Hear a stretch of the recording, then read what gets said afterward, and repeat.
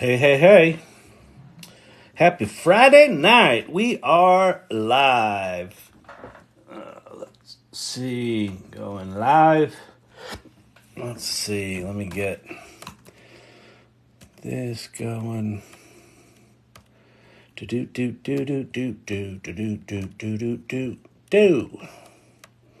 Welcome, welcome, welcome. Karen, what's happening? Dr. J, good to see you. All right, just getting all this stuff set up. We got photos. We got irregulars. We'll go with that one. You can make money with ChatGPT. Oh, never a dull moment. I'm one of the first ones here. You are. Pat cell phone back. Nice. Welcome. What's happening? It's 8:30 Denver time on a Friday night. I did my second little post with a live sticker. I'm starting to master this stupid TikTok thing. It's ridiculous. It's just ridiculous. But what are you going to do? Huh? What are you going to do?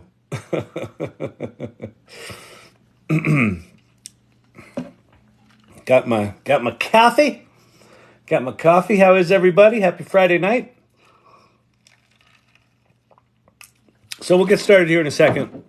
The way we do things here, I'll get you up to speed on where to get started with this generative AI stuff. So that's what the channel's about. My name's Kyle Shannon. I'm an entrepreneur, a many-time entrepreneur, too many times. I am officially unhireable. But I was an entrepreneur in the early days of the World Wide Web. And my current company is called Storyvine. It's an automated video storytelling platform. Hey, Clint Copperhead, what's happening? Present turtles.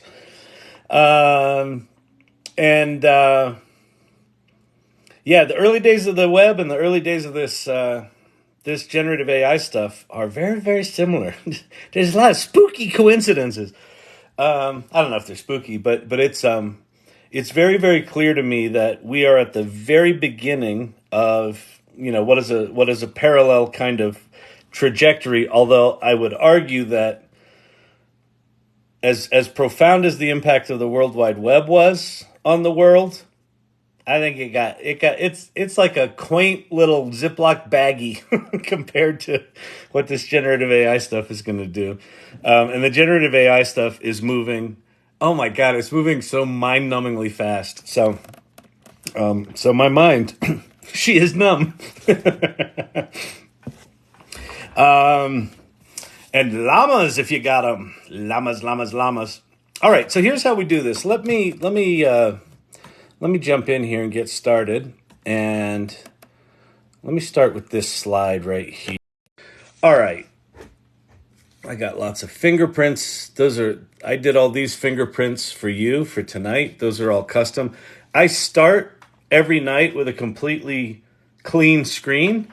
And then before I go live, one of the reasons I'm a little late tonight is I put all of those fingerprints on the screen for you. So you're welcome. It's the kind of service that we deliver here at the AI Learning Lab, and you can make money with ChatGPT. Oh, we have fun. We kid. We have fun. Let me open the window. It's getting a little hot already. All right, nice out here in Denver. Okay, so if you're brand new to ChatGPT, if you've not played with it, if you're just here and you're like, but Kyle, what do I do? Where do I start? Oh, Kyle, I'm not very technical. I don't know if you knew this about me, but I can occasionally write a little copy, but I use computers, but I am not what you would call computer savvy. That's okay. Just go there. If you can type in that web address, then that's all you need to know. Chat.openai.com. That's the official ChatGPT website. If you've never played with it, you owe it to yourself to learn that is not just a fancy Google search. It looks like that. It looks like just a Google search box. It is profoundly more powerful than that. And in fact, in the past 2 weeks, that's gotten so powerful that I think paying the $20 for the Plus subscription is now sort of the deal of the century. So go there. You don't have to pay the $20, but just go there and start playing. And then these other thing are the big four, right? So this is what I call the adult table. Bard is from Google. Claude is from a company called Anthropic that just got $4 billion investment from Amazon. And then Bing is Microsoft, right? So these are the big four. They're not going anywhere. Here's the kids' table. Pi, Perplexity, and then at labs.perplexity, you can actually go play with the Meta Llama 2 models. And those are the free open source things that Meta gave away to everyone, and Perplexity just hosts them there. So if you want to go play with them, you can. You can also play with the Llama models at Poe, which is right down there, Poe.com. All right, so that's the large language model. So just get started there, and then what we do here is pop any comments or questions you have in the comments, and I'll do my best to answer them. We'll sort of cruise through the questions here. I'll answer what I can, and that's kind of how this rolls. It's just a long kind of conversation. We go back and forth, and we'll get started. All right, fantastic, Bob. Tell him what he's won. You've won a new car. Do do do do do do do do.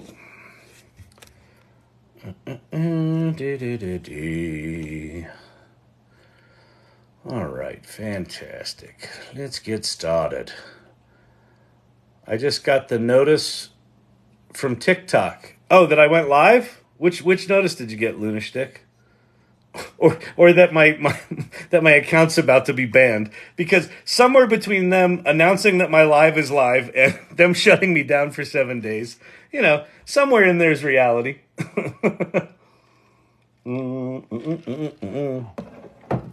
The countdown is at 0 and the live is still not showing. I don't know what else to do on a Friday night. I'm live.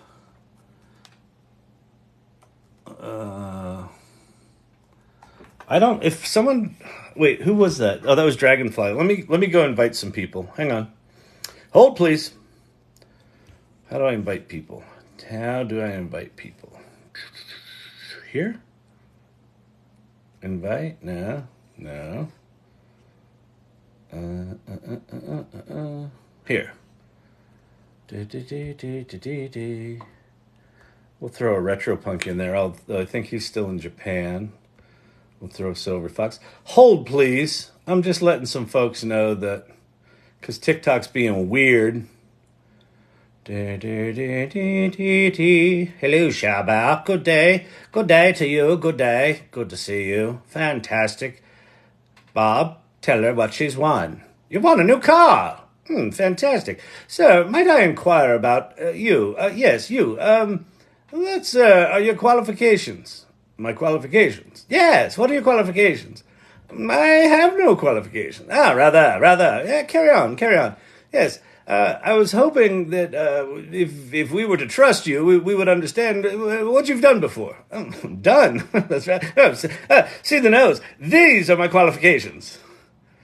I can wear a dongly nose like no one's business. That takes professional training. And I've had it. I've had much training. So much training. You don't even know. You might know, but you don't. Okay, there's 15. All right, so I invited 15 people. So hopefully you got that. All right.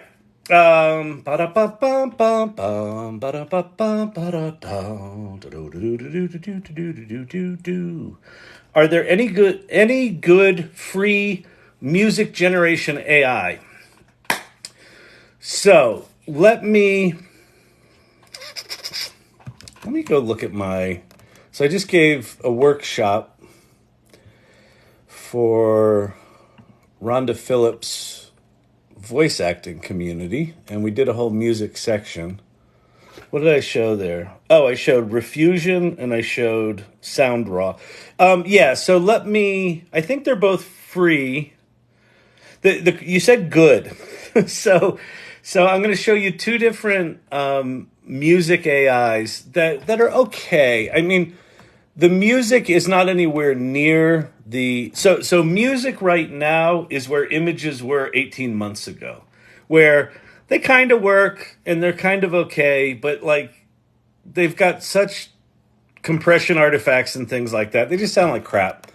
But you can kind of see what's coming, and if you just sort of follow the money, follow the trajectory of what image generation tools did over the past 18 months, sort of play these music things out forward maybe 12 months, and we're probably going to have something similar. So let me go show you.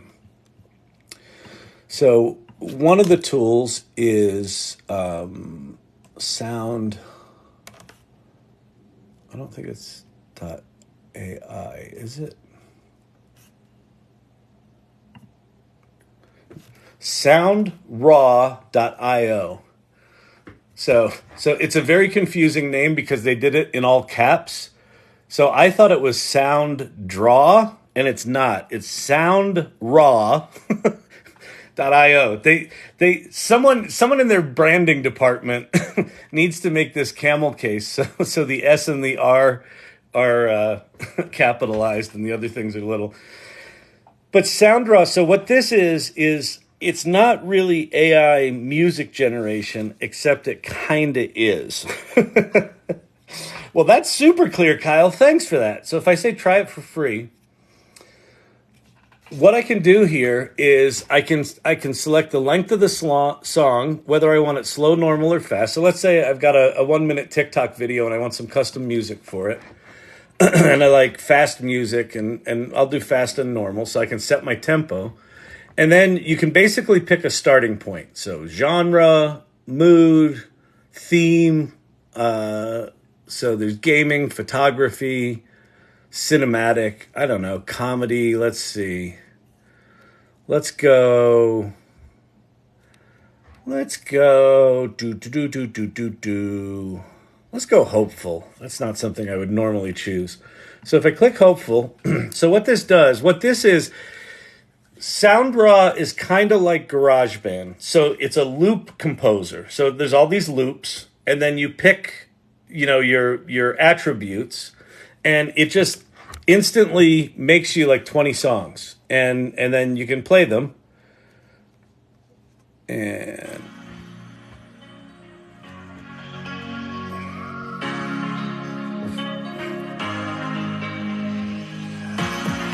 And so notice that it says like low, medium, very high. So it's going to get really busy here. Right?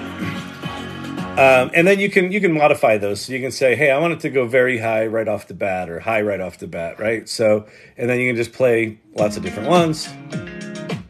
And if you like them, you can download them.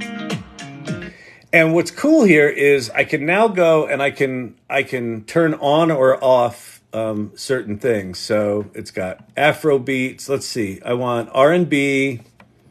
I'm going to take off hopeful. I'm going to put on R&B, acoustic, rock, and then I can add mood in here. So we'll do euphoric, and then I'll do theme of cinematic. And so every time you kind of add to this list of attributes, it recomposes songs. And then I think if in the paid version, you can go in and you can even split these into tracks. Your disc is almost full. Yeah, I know. All right, that's a horrible song. That's okay. There you go. That's nice. So there you go. So that's that one. That's free.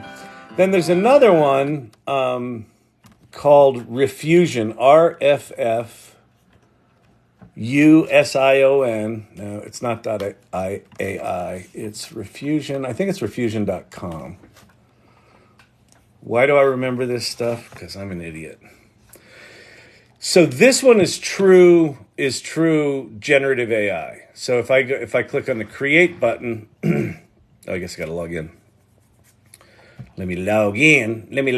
Okay, now I'm logged in. So I say create riff, and then this is basically just you add lyrics and then you add a genre. So I could either record the lyrics or I could just have it automatically write them. Kyle making beats, guitar strums, country soul unites. Well, that's interesting. That's not lyrics, actually. That's more like describe the sound. Oh, wait, we'll do prompt genius. Punk rock male vocals. Okay, fine. We'll do, so the lyrics here are Kyle making beats, guitar strums and sweet melodies, country soul unites. And we're going to do this as punk rock male vocals. And so I'll just click riff. And now it's going to go, this is actually generating things. I love your countdown video, other tips in email. Okay, cool. Perfect. Yeah, thanks, Goat Eric Former. That was a good idea. So here's the music that was created. Kyle making beats, guitar strums and sweet melodies, country soul unites. Yeah! Oh yeah! Head banger. Kyle making beats, guitar strums and sweet melodies. Ah, it's fucking horrible. Kyle making beats. All right, so let's I can't leave with that in my head in any way. So we're gonna go to normal ChatGPT. I'm gonna say, write me a song about a lovely llama. And so I think you can only put really short things in here. So I'm just going to grab the first two lines of this. Let's see. We'll do the chorus. Lovely llama with graceful charm. Okay, there we go. And then we'll go back over to Refusion. We'll pop in those lyrics. Yep, they're good. And then we're going to go, let's go, we'll go country,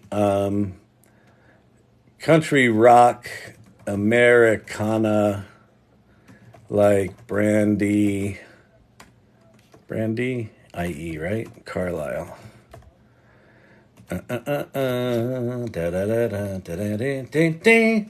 We'll see if we can get one that's better.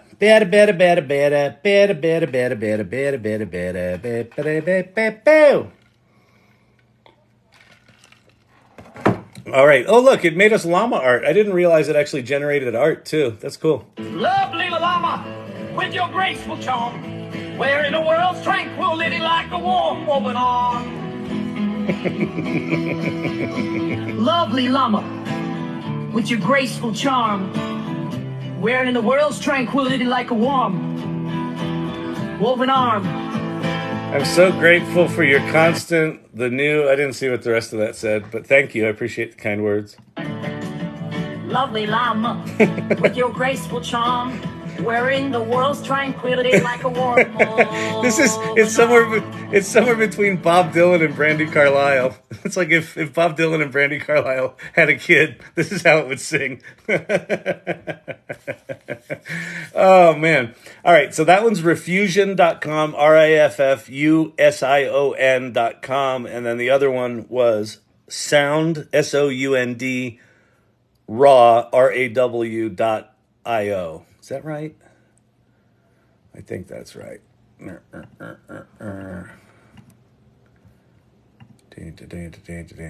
Yeah, whatever. You can go find it. I'm so grateful for your content. The new ChatGPT is being my best friend. I know James S.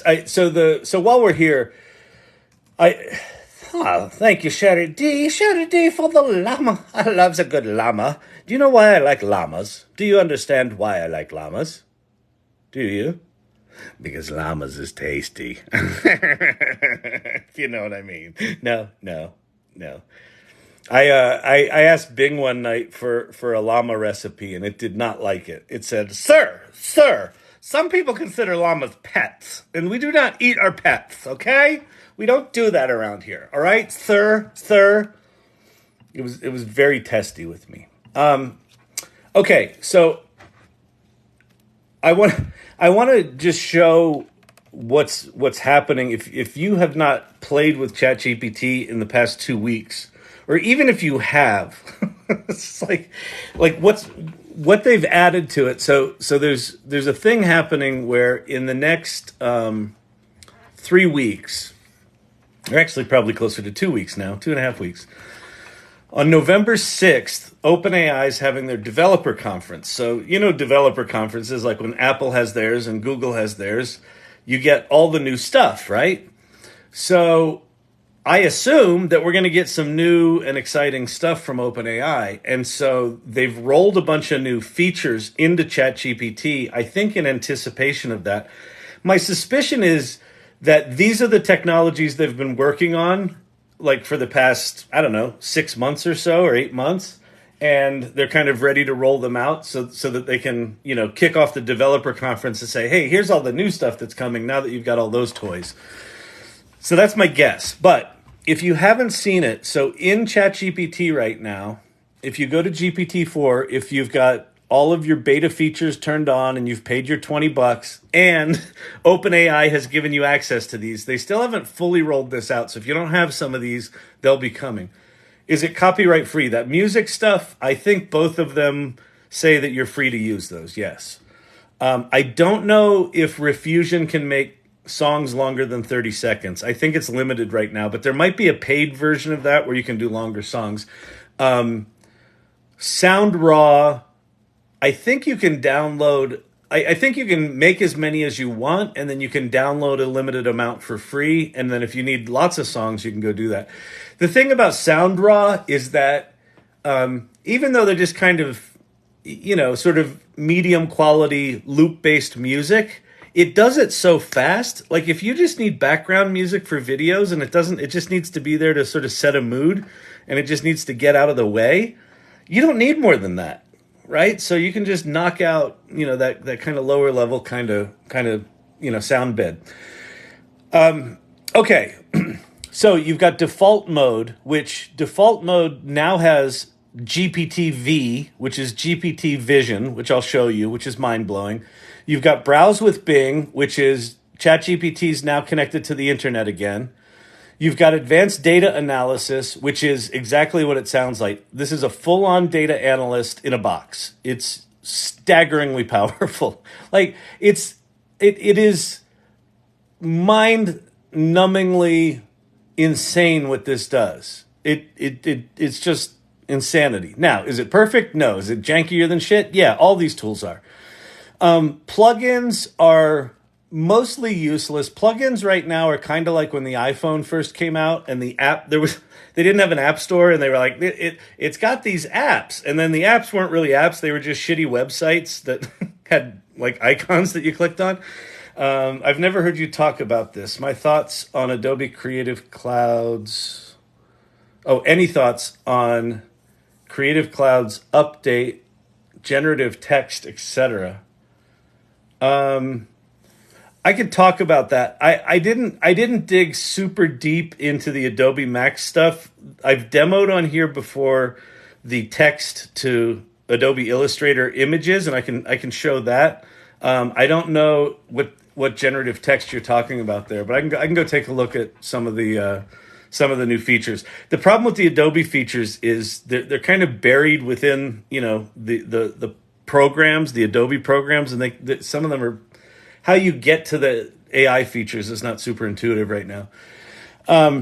Plugins are interesting but not great right now, so I kind of ignore them. There's a couple in there that are okay, but just think of plugins as the app store for ChatGPT. These are extensions to ChatGPT, and ultimately I think these are going to be quite powerful. And in fact, plugins might be the future of websites, now that I think about it. Because what a plugin essentially is a hook to some sort of web services from some other company. So I don't know. Plugins are kind of a mess, but they're at least worth paying attention to. And then DALL-E 3 is just mind-blowing. This is image generation. So let me show a couple of things here. I'm not going to show all of these, but I'm going to show ChatGPT can now read images. Kyle, sir, CSM.ai is 3D modeling tool that turns flat images into models. CSM.ai. All right, let me pop it up here, and then I'll show this OpenAI. CSM.ai. All right, cool. Yeah, we'll come back and take a look at that. Meet Cube, Common Sense Machines, the AI platform that turns any input into game-ready 3D assets. Yeah, perfect. That looks great. Okay, we'll come back to that. Okay, so I'm just in GPT-4 default mode. Here's one of the challenges with GPT-4 right now. for whatever reason, OpenAI has split these out as separate modes. So if ChatGPT can see images and ChatGPT can make images, wouldn't it be logical that in the place where you can make images, you could also see images? Yes, it would be logical, but you can't do that. They're in different places right now. So it's kind of stupid. But I think they'll eventually merge. I think I understand why they're separating them as they're rolling them out as beta features, but it's kind of dumb season right now. But you go to default, and then in default, you now get this little image icon in the prompt box. And if you click that, you can upload one or more images. And so I'm going to pop one in here. I'll do whiteboard. We could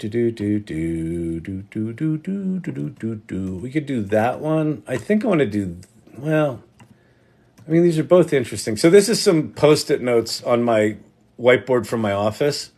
So there's Post-it notes on a whiteboard. So I can just say, what is this? Why don't I say this? What was this meeting about? And so it reads it. It sees the image. And then it says, this image displays a board of various sticky notes. From notes and categories, it appears it was a meeting about strategic planning or brainstorming. Here's the breakdown. Section 1, goals. This seems to be long-term objectives of build value to shareholders, 1 to 2 year exit, mask our lack of growth. Unjustified assumptions, choices, opportunity. So have you ever, like me, put a bunch of Post-it notes on a whiteboard and said to yourself, I'll write up those notes someday, and then 2 years later, they're still peeling Post-it notes on your whiteboard? Yeah, that's what this is. And so now it's just, writing notes and kind of describing it. From the information provided, the meeting appears to be about evaluating the company's current strategies, blah, blah, blah, blah, blah. So let's see, trends. So let's say one of the categories was trends. I can say, based on the Post-it notes in the trends section, can you summarize what's happening and what this company might do about it? And so it'll go read the little specific notes. And you can have remarkably bad handwriting, and this just reads it. Certainly, here's a summarized analysis. The situation, the company aims to increase shareholder value. The assumptions, the company seems to have several assumptions. The choices, they're at a crossroads. The opportunity, the trends, they've identified strengthening, external factors, several uncontrollable elements like COVID-19, AI innovations, potential actions, reevaluate assumptions.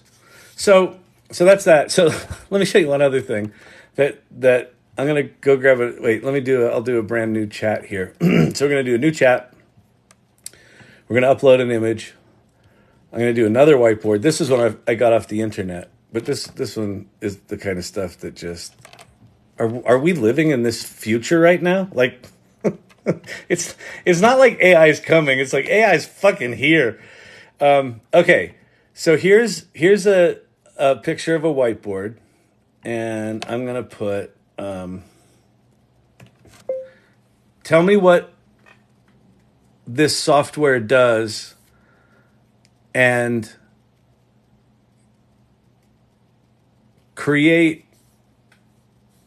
a coding approach for the main page where you order things and write both some sample Python code for the back end and some HTML for the front end for that page. So let me show you this. So can I zoom in here? No, I can't. Well, so here's what's this say? I don't know what that says. This says users. This says main steps. Here's questions. And then here are designs of pages. Like there's a landing page where you sign up. Here's the ordering page where you can order different food. This is like an airport food ordering thing. And then there's like, here's where you add your credit card. Here's where you pay. Here's where it updates things. So it's reading all of that whiteboard. And then it says, here's the software's functionality. It's an ordering UI for an international airport. It's got multilingual support. The order process. Users can view the menu. They select items, whether it's for takeout. They proceed to payment. A status confirmation screen appears. Entertainment. Users have the option to engage in some form of entertainment. This might include games or videos, additional services, right? So coding approach for the main ordering page. Backend, Python, create an API endpoint to retrieve the menu items, implement a function to place an order, implement a function to update the order status. Front end, HTML, describe the menu items, allow users to do it, include a checkout button. Here's the sample code. Python using Flask. So there's your order thing. Here's your front end HTML. This is from a fucking whiteboard. It's like, are you kidding me? Like, is it any good? Does it matter? Like, I mean, it does matter, obviously. But, like, even if this is only half-assed right now, this is now possible. And it's going to get better. One of the things about these AI tools right now is as imperfect as they are, my loving nickname for them right now are janky pieces of shit. As janky as they are, these tools today are as bad as they're ever going to be. It only gets better from here. So you can now take a picture of a whiteboard. You can take a picture of dinner and tell it to write the recipe for you. I saw one on Twitter where someone took a picture. You know when you pull into a parking spot and there's like 8 different parking signs and you can't figure out if you're allowed to park there or not? Someone took a picture of that and just said, "It's 4:00 in the afternoon. Am I allowed to park here?" And it read all the signs and said, "Yes, you're allowed to park there." Just wild stuff. What's this say? It seems that ChatGPT is in fact or will be a plugin for Microsoft Office projected for 10/1/2023. Yep, that's exactly right, Firefly. So on November 1st, a fair amount of this functionality that I'm showing, and that might be another reason they're launching all this now, is going to launch inside Office 365 in a feature called Copilot. It looks like it's going to be $30 a month for Copilot. But basically within Microsoft Word, PowerPoint, Excel, Outlook, I think their Dynamics 365 CRM, the Windows operating system, you're going to have this thing called Copilot, which is basically like ChatGPT. So all this write me some stuff is going to be native inside the Office suite. Whiteboard example and Zapier hands-on are excellent examples, Kyle. Great. Thank you very much, Firefly. I appreciate that. So it's an important thing to understand the speed that these things are coming. It's not just that the tools are good and a lot of them came at once. The ChatGPT stuff I'm showing right now, this didn't exist for regular users 3 weeks ago. Like, part of where I am right now is my brain is a little scrambled because it took me about 6 months to get my head around how I think about ChatGPT in the context of my business, in the context of my life, in the context of this channel. Like, I kind of knew what it was and how to do it. And they just rolled out all these new features, and they fundamentally changed things. If you can use an image as a prompt, how does that change prompting, right? Like, we talked for almost a year about prompt engineer is going to be the job of the future. Well, if the prompt is a picture, is it prompt engineering or is it understanding that these tools, are going to do remarkable things? And then on top of that, they're getting rolled into things like Microsoft Word. So it's no longer just, was something written with AI? Well, I don't know. I'm in Microsoft Word. I'm working on something. I can't think of a headline right now. And I say, hey, could you give me 10 headlines for this intro paragraph that I've started? And it'll give me 10 headlines. I'm like, oh, that one's good. So that was AI written. My intro paragraph was mine. And then I'm like, could you write the next 2 paragraphs? And it'll write that. And then I'll fix some of them. So our work is going to be increasingly intermingled with AI as a workflow. So, yeah, crazy. Where's Apple and the AI updates already? Need Copilot for my MacBook. So Will, you can. There's a product. It's not a product. There's a project called Open Interpreter, which you can install into your terminal program if you're geeky at all on your Mac, and it runs like a operating system level GPT. My suspicion is that Apple is probably going to wait until the spring, and when they roll their shit out, it's going to be remarkable. Can I give it a web link and have it question me on the needed requirements for an interview? Yeah, we could try that, and have it question on the needed requirements for an interview. Let's go try that. We'll go to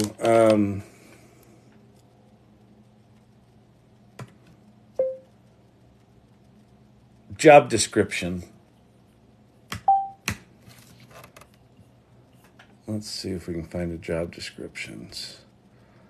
How to write a job descriptions. Job descriptions from the HR Society.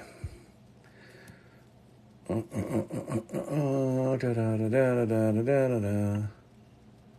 I gotta join their dang club. I don't want to be a part of your club. Oh, here we go. Acupuncturist. No, I gotta sign up. Dang it! You. This is so. Okay, people. I think websites are in trouble for exactly what I just went through. All I want right now is a job description, right? And like, I've got to go join their stupid society. Well, it's not a stupid society. That's a big organization. But I can't just see a job description there, right? I have to go sign it. We are going to increasingly just be given. In fact, you know what? Why am I being such a dum-dum? All right, we're here we go. Here we go. We're going to go to Browse with Bing. Let me show you Browse with Bing. I'm going to say, I'd like to find a link to a web page that has a job description for an acupuncturist. Can you please find me 3 pages that have that description? And so what Browse with Bing does now is it's basically in the background, it's prompting itself to go look at a bunch of different websites, and then it tells you what to do. So I found several job descriptions. So why would I go to Google and do what I just did, where Google gives me a bunch of crap that I have to sift through, and then when I click on something that I think is right, and it says, oh, yeah, this is right. Here's a job description. And I click on that job description, and it's like, oh, no, you can't have that until you sign up for our little club. When I can come to this and just get them, right? So let's go get this URL. Okay, so here's an acupuncturist job description. Great, perfect. We've got overview, responsibilities, experience and education requirements, and salary. So I'm going to take this description URL, and we're going to go do a brand new chat that we'll use with Browse with Bing. And then I'm going to say, based on the job description here, there's my URL. I'm going to say, please create a question and answer session where you ask me questions as if you were the hiring manager, as a way for me to prepare for an upcoming interview I have. Period. Only ask one question at a time, and don't move on to the next question until I answer the previous. Absolutely, I can assist with that. Based on the job description provided.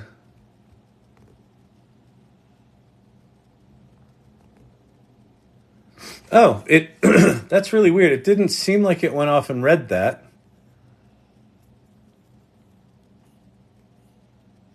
Oh no. Okay, so here's what it's doing. Okay.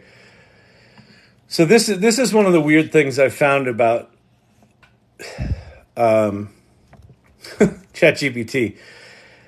So it looks like it went off and read that, but it didn't actually do it. And the way SEO has people write URLs, they put a lot of keywords in the URL itself. So in the URL are acupuncture professionals, cupping, and moxibustion, whatever moxibustion is in the URL. So it wrote a question here based on that, but it didn't go look at the website. So I'm going to say,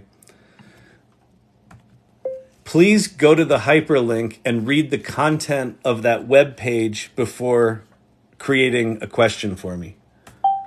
And it should fire off to browse with Bing. So there it goes. So now it's going off to browse with Bing. So all these tools right now are a little janky. Things are a little janky. Can you discuss your experience assessing patient needs, creating personalized treatment plans based on acupuncture principles? How do you ensure that treatment plans are effective to each person's need? First, I ask them if they are afraid of needles. And then, no matter what the answer is, I get out really big 4-inch needles and start laughing maniacally. That's quite a unique approach. So the answer is yes, you can do what you asked. I forget exactly what the specific thing is. Denver Botanic Garden Landline Artist Residency. What's that? That sounds cool. Grab a job description from LinkedIn. Yep, I could have done that. But anyway, we just did it there. All right, let me show you a couple other things with ChatGPT. I'll do an advanced data analysis here. This is another one where if you haven't seen this, this is just mind-numbing how good this, not how good it is, how powerful this is. So when you go to advanced data analysis with some data, can you open the CSV, look at the data, and tell me what might be interesting about it?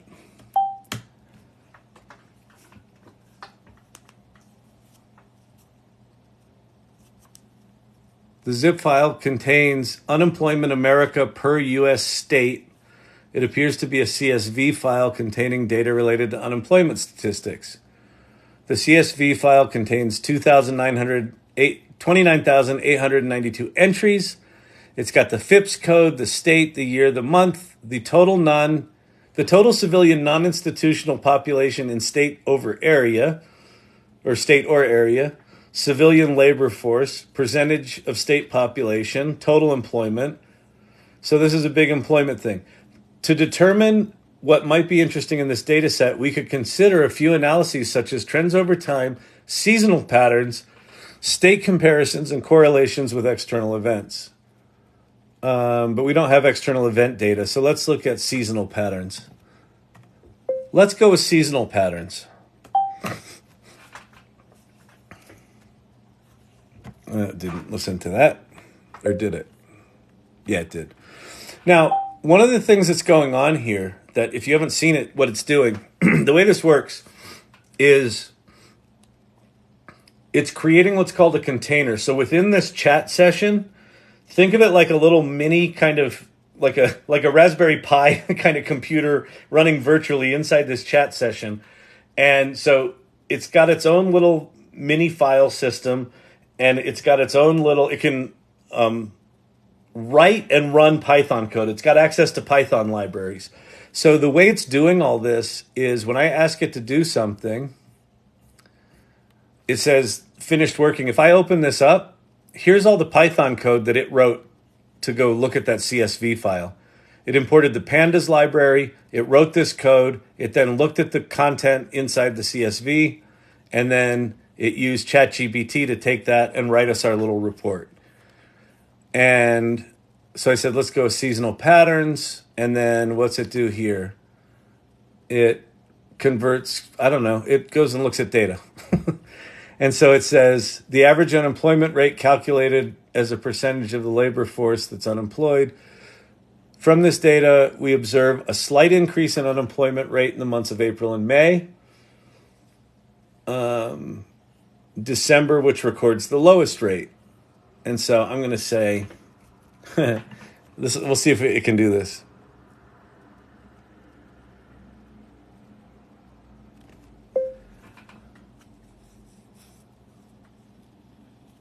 Create a bar chart that visualizes the unemployment rate over the 12 months of the year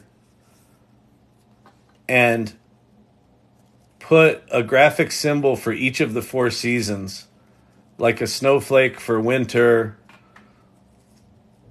a leaf for fall, etc.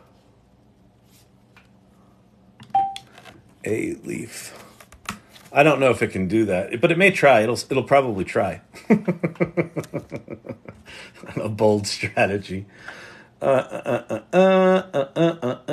you talk about temperature in relation to AI prompts? I'm not sure what that means. Yep, I can absolutely do that. And we can actually jump over to Bing to look at that. We'll jump over to Bing and talk about temperature.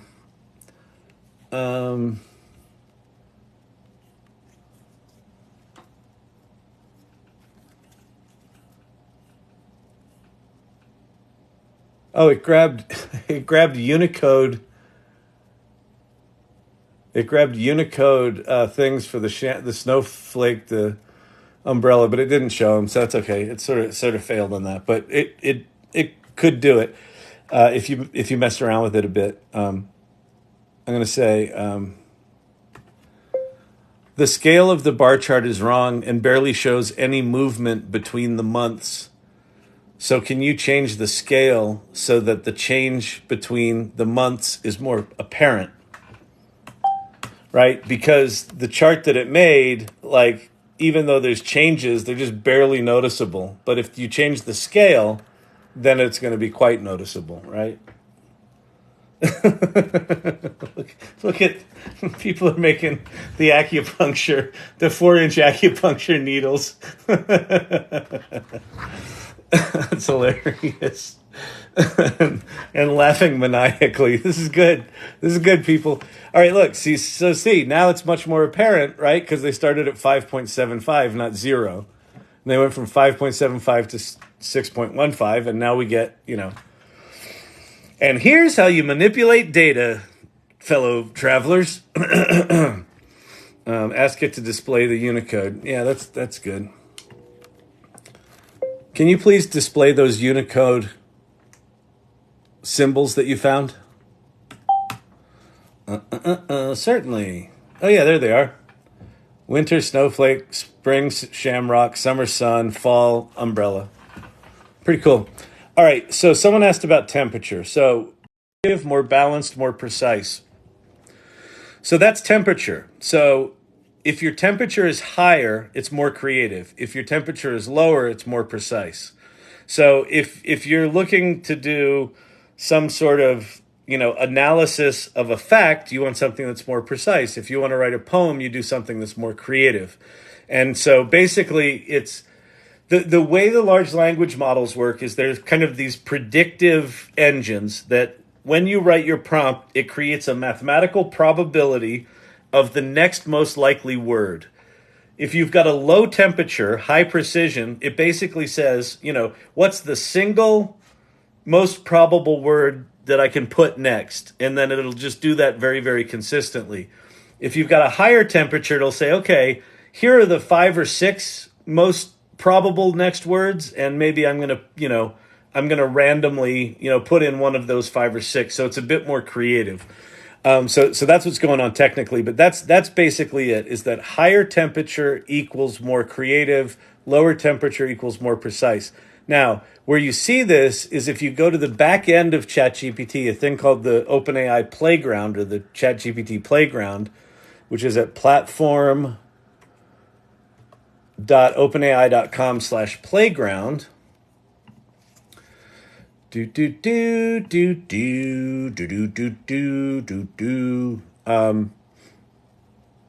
let me see. Okay, so this is kind of like ChatGPT, where I can put in here, write me a poem about why the sky is blue. And then, oops.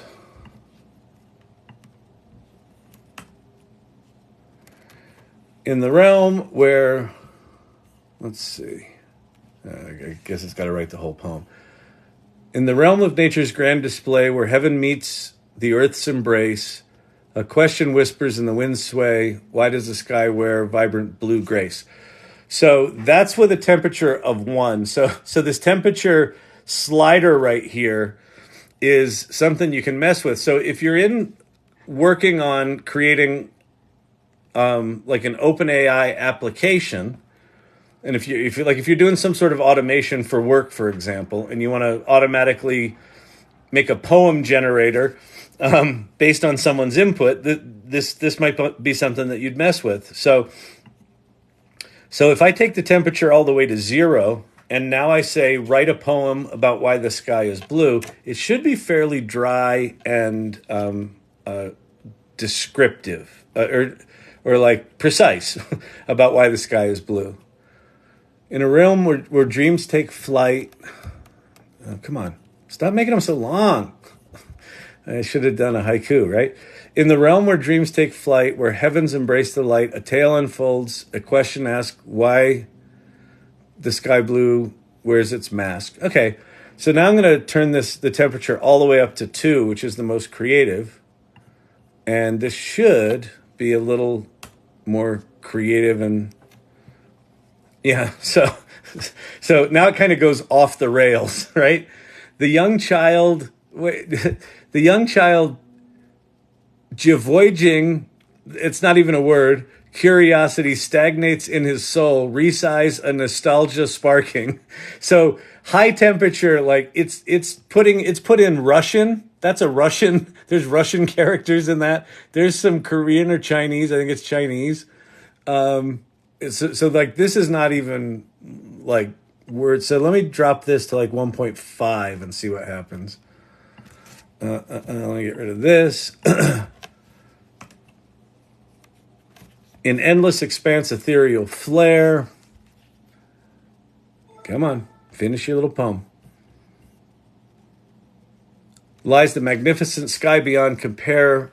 Why do you wonder why it exudes a hue so bright? Let me take you on that imaginative flight.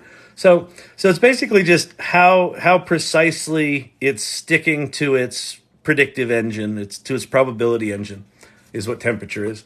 I asked Bing to tell me its favorite poem. It started to type out the name and everything. Then, let me guess, it shut it down and said, I can't show you this because of my safety protocols.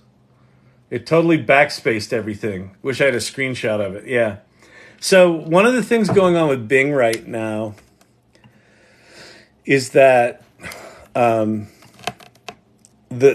safety guardrails on it are really bad. Oops, that's not what I wanted. I wanted chat.bing.com. Chat.bing.com.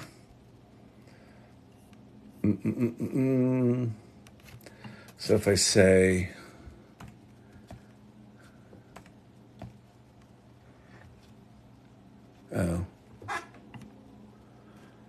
tell me your favorite poem and please write it out for me.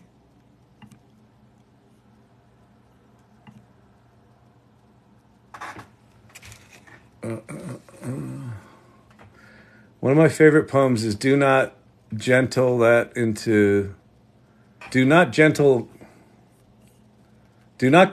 into that good night by Dylan Thomas. So now it's writing it out. I wonder if it's going to backspace it.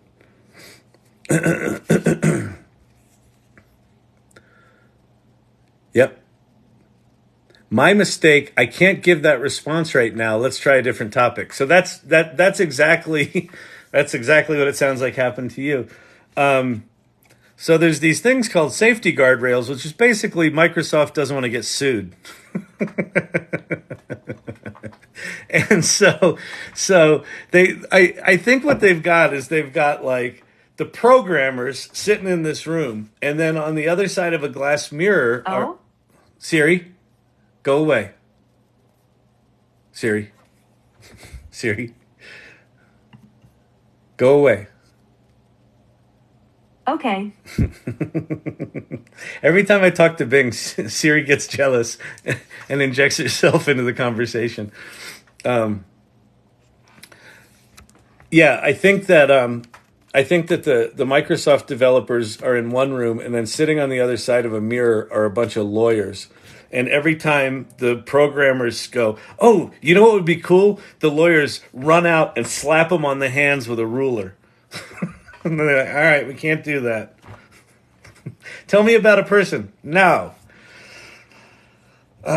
So Bing is fine, but it's not all that usable because the safety guardrails are so egregious right now. All right. What else can we talk about?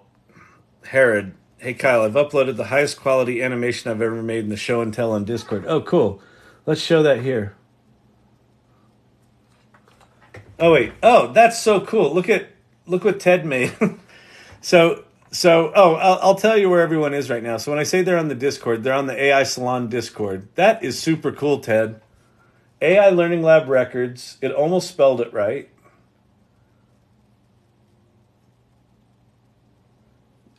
And look at the song. The song is "You Can Make Money with ChatGPT" by Kyle Shannon. You can make money with ChatGPT. Huh? Look, I got my own 45. That's super cool. That's super cool. Okay, so Herod is one of the cool dudes that's in here. He's been hanging out with us, and wait. He's been making these super cool movies. So Herod's story is super cool. He started out as doing whatever he was doing, decided he wanted to be an engineer, went to school for 4 years to become an engineer. So he's got some ambition, the kid. I like it. And then he did the engineering for a while, and he's like, yeah, it's good, but I'm really into art. And then generative art came along, and he was like, oh, this generative art's really good.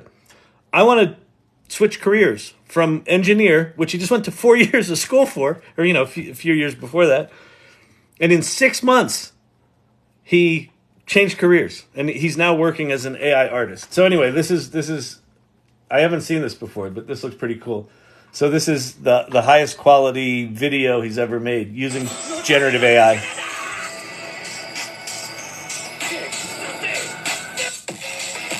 Wow.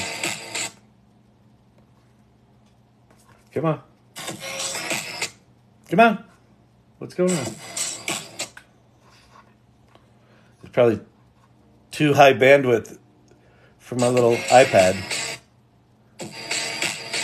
Oh, come on. Dang it. Hang on, let me download it. Can I download it?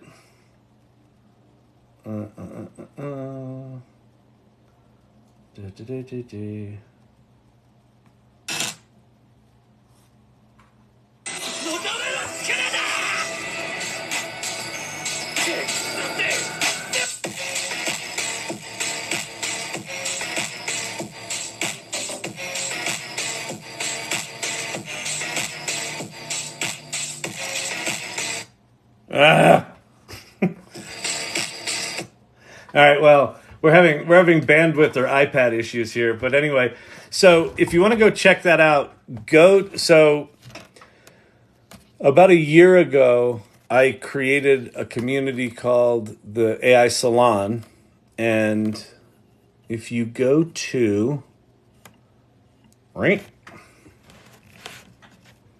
that URL, the salon.ai, there's a link to a meetup there, so we meet every other week. Shout out to all AI artists. Exactly, Will. I know. The AI artists, I'm telling you, when creative professionals start getting their hands on these tools, they're going to make some truly mind-blowing shit. We ain't seen nothing yet. It's like the stuff that Herod's doing with the, starting with the anime thing and then going, it's like, we're going to start seeing some shit. It's going to be cool. But go there. So there's a link to the meetup. You should sign up for the meetups, and then yeah, if you want, you can download it, Kyle. But no big deal. Oh, you know what I can do? I can show it on my laptop. It'll probably play there.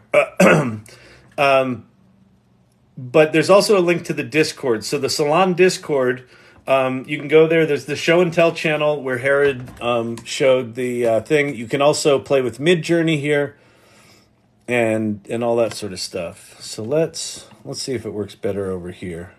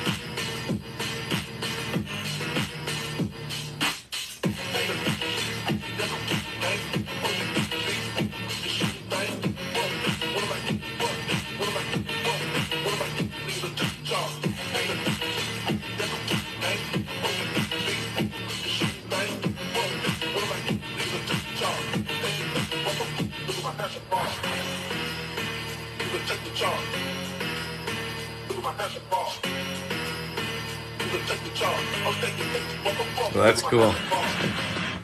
Nice, Herod. That's awesome, man. Congrats. That's super cool. Yeah, so there you go. This is a guy that was an engineer and then said, screw it, I want to be an AI artist. Bang, 6 months later. That's the kind of work he's doing. And he does this for a living now. He does, I think it's children's books, right? He does illustrations for kids' books. Just nuts. The level of personal and professional reinvention we're going to see over the next 3 years is going to be staggering. It's going to be so good. Oh, and by the way, isn't today your birthday? Because I think we just went into it yesterday. So happy birthday. You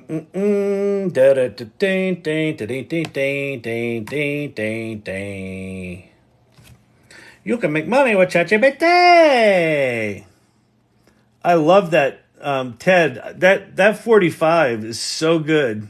That is so cool. Kids books and a bunch of other stuff. Yeah, that's super cool. Thanks, guys. I love sharing my work with you and seeing your work too. Yeah, so one of the things that's been happening in here that I'm really excited about is when this channel first started, it was mostly like me just answering questions like, Kyle, what's ChatGPT? Like, what is that thing? Who are these people? Why are they in my life? Why did you show up on my TikTok? I thought you were Rosie O'Donnell, but now it's something interesting. Not that Rosie O'Donnell's not interesting. She's fascinating. But there's been kind of a shift here as more and more people in the channel have been playing and experimenting. Like a fair amount of people come back here regularly. We call them the irregulars. They're starting to get their heads around this stuff. They're starting to experiment. So like this image here, that just came out of, we were having a conversation the other day and I said something and then they went and made images on their own and shared them to the Discord. There's kind of this, it's almost like we're shifting. What these tools are allowing us to do is shift from a mode of working where work is work to a mode of working where work is play. Like how I'm starting to experience these tools, like especially DALL-E inside ChatGPT, is kind of like a video game. You know, in a video game, you like push the button and the thing blows up, or you push the button and the balloon blows up, or whatever it is. But it's like this immediate gratification kind of dopamine. You know, it's all twitchy trigger finger kind of dopamine stuff. That's kind of what these tools are. Like you're like I want to start a lawn care business. And it's like, okay, here's how you start a lawn care business. Well, I don't have a name for it. Well, here's 20 names. Oh, okay. Well, how would I do an advertising campaign? Well, here you go. Well, what would that look like? Well, here's the picture. It's just like this instant feedback. So you go from ideation to execution within minutes. And it is, I don't know that we as human beings who've lived most of our lives without these tools are prepared. It's not so much the speed of how fast the technology is coming. It's the speed with which we now go from ideation to execution. I said last night, it was the friction to creative expression has just dropped to zero. So when you have an idea and you want to get something out there, there's all this friction like, oh, I don't know how to draw, or oh, I don't know music theory, so I can't write a Broadway musical because I don't know what notes they make in Broadway musicals. Well, now you have that knowledge. Now the tools can help you do that. So you can go from a whisper of an idea to writing some Broadway lyrics to putting together a Broadway song structure to taking that into something and coming up with an idea. And then maybe at some point you take the shitty AI generated song and you give that to a real composer and you say, hey, I've got an idea for a musical. Here's what the music sounds like. And it's essentially fairly fully realized without having to collaborate. And then you go collaborate and take it to the next level. It's just insane. I used ChatGPT 4 with DALL-E today after seeing you use it. Love. Yeah, thanks for doing these. Absolutely, Murphy Minder. I mean, oh, sure, Bear, thank you very much. I loves me some tasty gummies. Gummies is tasty. Yeah.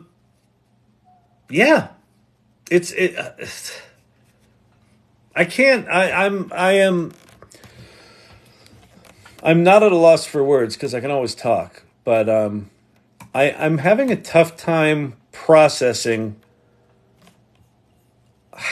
what work's going to be, because it's very different. Can you demonstrate where I find the extra window? Which extra window are you talking about? The GPT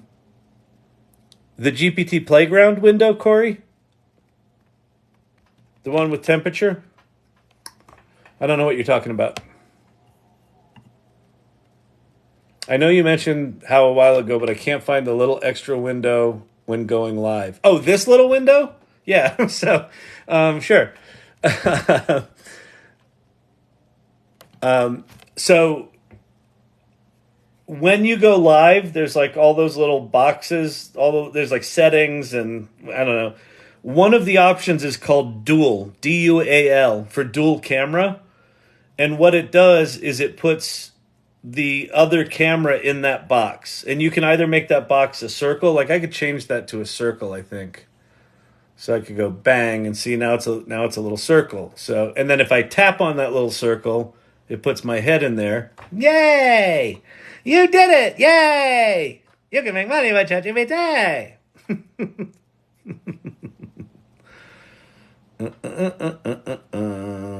But I like the square because I can put little images in it. And then you just reposition that on the screen. I need a swift drop kick into this. Listen, Mary, you know the drop kick that you're getting into this is you're showing up here. Like, seriously, these tools right now, we're early enough that it literally doesn't matter what you do. If you're just curious, life's tough. It's tougher when you're stupid. I am a trained monkey, so if you give me stickers and hats and shit like that, I will do little dances and scenes.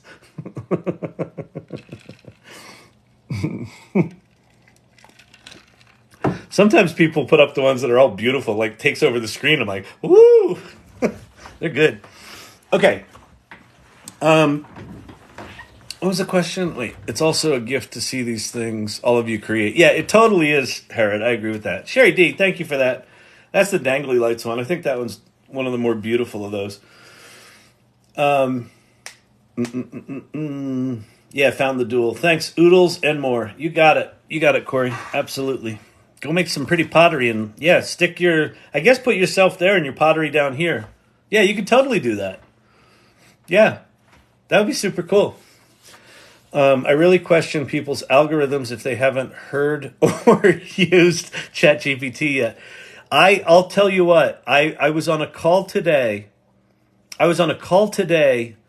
And the woman on the so there were a couple of really interesting things on this call. One of the guys is a professional PR guy, and when he first joined our little group, and he saw what ChatGPT could do, he's like, well, but I write press releases, and like this kind of threatens my job. He was initially scared from it. And then he started using it, and like every week he's been coming, and he gets a little more into it, and a little more into it, and a little more into it. And today he said,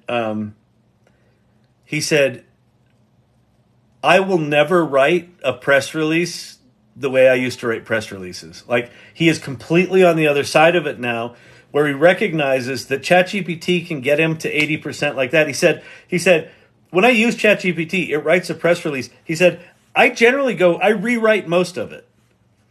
But the hard work of like writing the basic press release, he doesn't do anymore. And he says he won't go back. And this other woman that was on the call said she is now suspect of people that are not using these tools, because what we're all finding in every conversation that I'm in, including this one, and you can kind of see the work that Herod did there with that video, where I think part of the fear of these tools that are this creatively expressive was that it would make us less creative as humans. And I think the exact opposite is happening. That what happens with these tools is that they instantly let you take an idea and turn it into some manifestation. And then once you have it in front of you, now you can take your creative instincts and you can do all sorts of interesting stuff with it because it's out of you. And you can turn it into something. You can go, oh, no, that's a piece of crap. And you don't need to be nearly as precious with this stuff, because you're like, if it's a piece of crap, you can throw it out and go, but that gives me another idea for another thing. And boom, out that comes. And so she said, she doesn't want to work with people that can't be in that mode, that don't understand that mode's possible. And I was like, wow, that's fascinating, right? So it's not even that you're going to have haves and have-nots. It's that you're going to, and this goes back to that Paul Reitzer quote of AI is not going to replace you, but someone using AI will. Because the people that are using AI, their skills are going to be so amplified that it's just going to be like this quantum gap between people who are using these tools and people who aren't.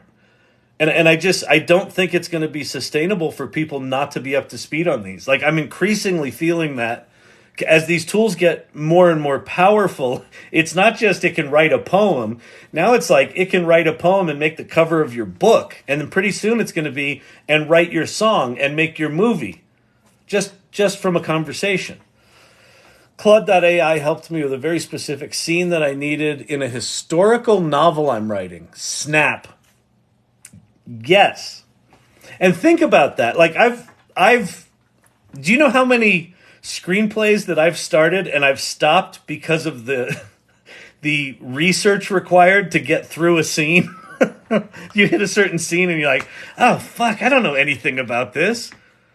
And then like with me with ADD, I'd go find one or two articles on it, and then I would just sort of write the scene around it so it fit whatever article I found. Now you can actually go say, hey, give me the historical context for this moment in the war, in this battle. It'll say, sure, here's what happened. Here's stories about it.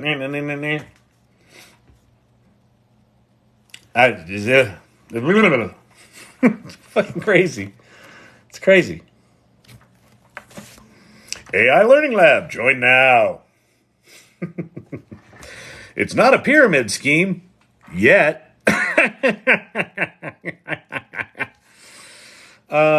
Was at a national meeting in Canada for universities. They are calling it Gen AI. Oh, interesting. Good. Hey, at least they're calling it something. I spoke at a a local Colorado university, their School of Public Policy. And he said, yeah, we don't really talk about it. Like, what? You don't even like hate it? You don't even have a policy blocking it? No, we just doesn't really come up.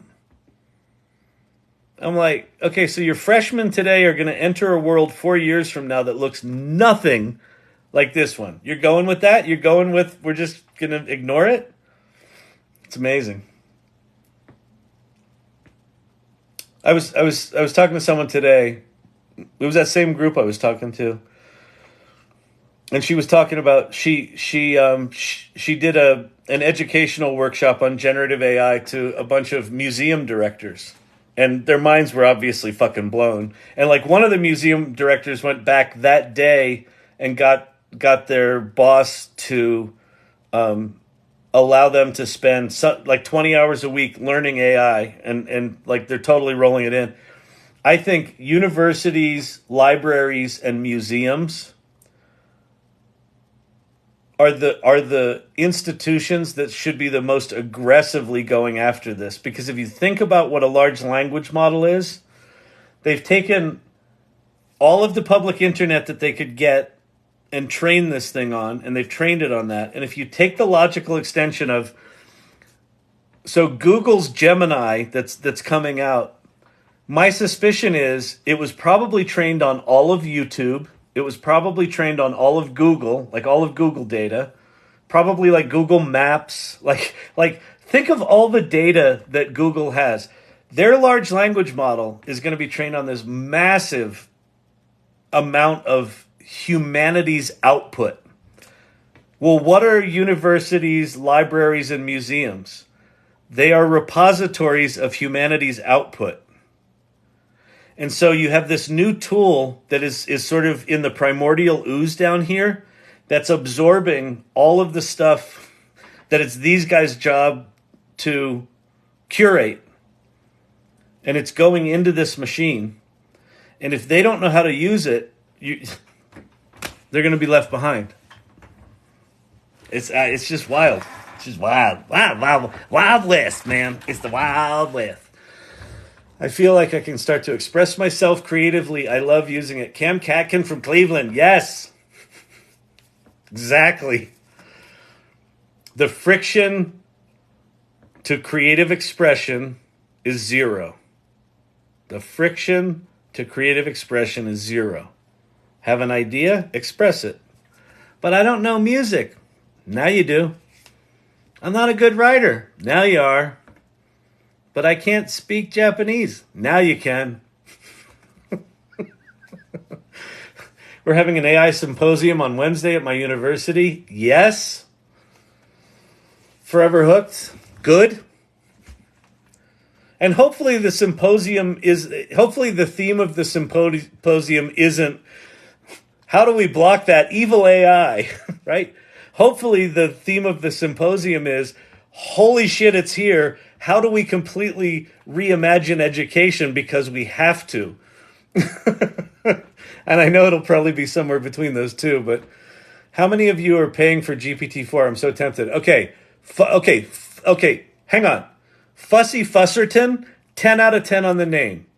10 out of 10 on the name. And for you irregulars, I would say jump into DALL-E and see if we can come up with an image for Fussy Fusserton, because it's an awesome name. So first, 10 out of 10. I just did a LinkedIn post yesterday, maybe the day before, that, let me see if I can go find it.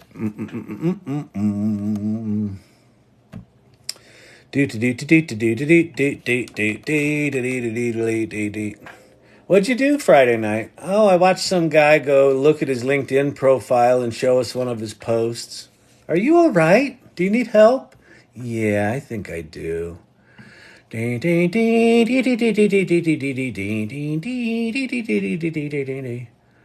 All right, this one. Look at the top, the first line of this post. $20 a month for ChatGPT Plus is a steal. I don't work for OpenAI. I don't work for them.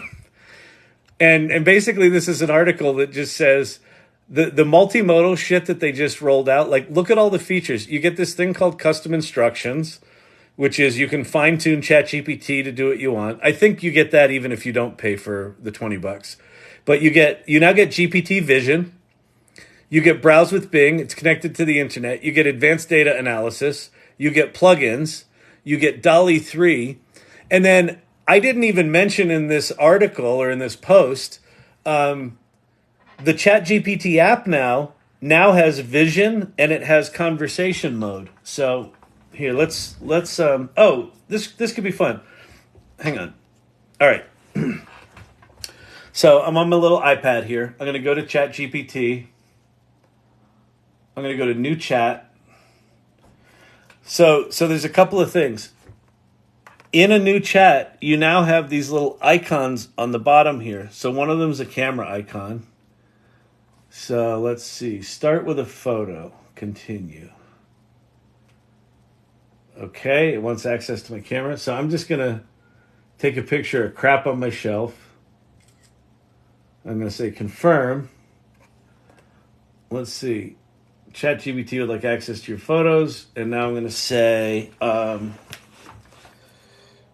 describe what's on my shelves. Sure, here's a description of some items on your shelf. Top shelf. Framed photograph of individuals, a large woven basket, an issue of Wired magazine featuring Richard Dawkins. So it knows what the Wired magazine was. A magazine or book titled Silicon Alley with people on the cover. Another framed photograph of a group of people. Middle shelf. A book or magazine says something about hotel, a framed photograph of two individuals. So it can do that. It can see now. And then check this out. In the upper right-hand corner, see these little headphones? You can put this into conversation mode now. So you can now talk to ChatGPT.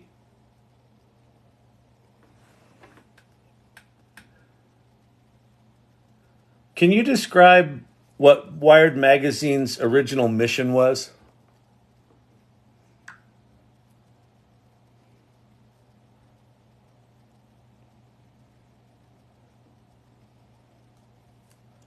Of course.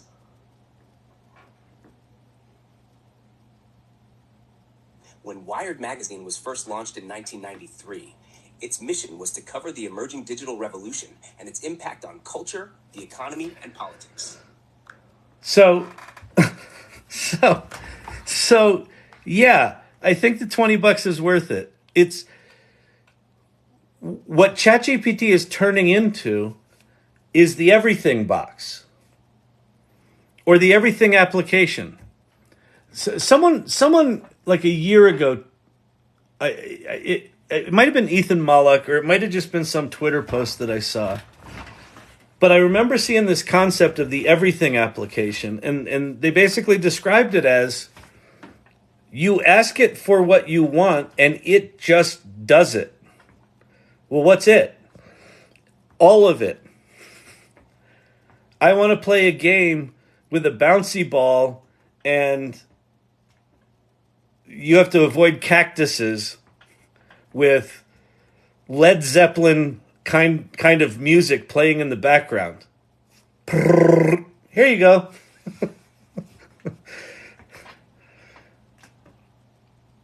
Like, so we're starting to see in all of these discrete features for ChatGPT, these are glimpses of the future of so imagine. Here's my philosophy on playing with these AI tools right now is your only job right now needs to be get curious and get adventurous. It doesn't fucking matter what you do. Go build shit, talk to people about it, like share people what you're learning, share people with people what they do well, what they don't do well. Just put shit, just start playing. Like literally playing. Like, oh, this is fun. Because what invariably happens is you play your way into realizing that you've got some expertise that you could use for your job. or it does something that you've always wanted to do, but you didn't think you would ever be able to do in your life, and now you can. So just go play with it. Oh, yeah, Kyle, sir, cam.ai. Yeah, let me go. I'll go play with cam.ai. Just start playing with these tools. And I personally think that $20 for ChatGPT Plus is a fucking steal. I would go get it immediately. It's that good. And it's not even that it's that good. It's that to me it feels that it's that important. And just start learning all the shit you can do with all these different features. All right, let's go play with CSM. CSM.ai. Take me to the Cube app. Dun, dun, dun, dun, dun, dun, da, da, da, da, da, da, da. All right, so there's your flat image. And then it turns it into this 3D object. Okay, so let's go to ChatGPT. The friction to creative expression is gone. Kyle Shannon. Exactly, Mary. The friction to creative expression is gone. AI isn't coming, it's here. And I think, and it might even not even be creative expression, self-expression. The friction to self-expression is gone. Creative expression is a subset of that. Okay. We're going to go to DALL-E 3. Mode. And we're going to say, what do we want to create here? We want to create a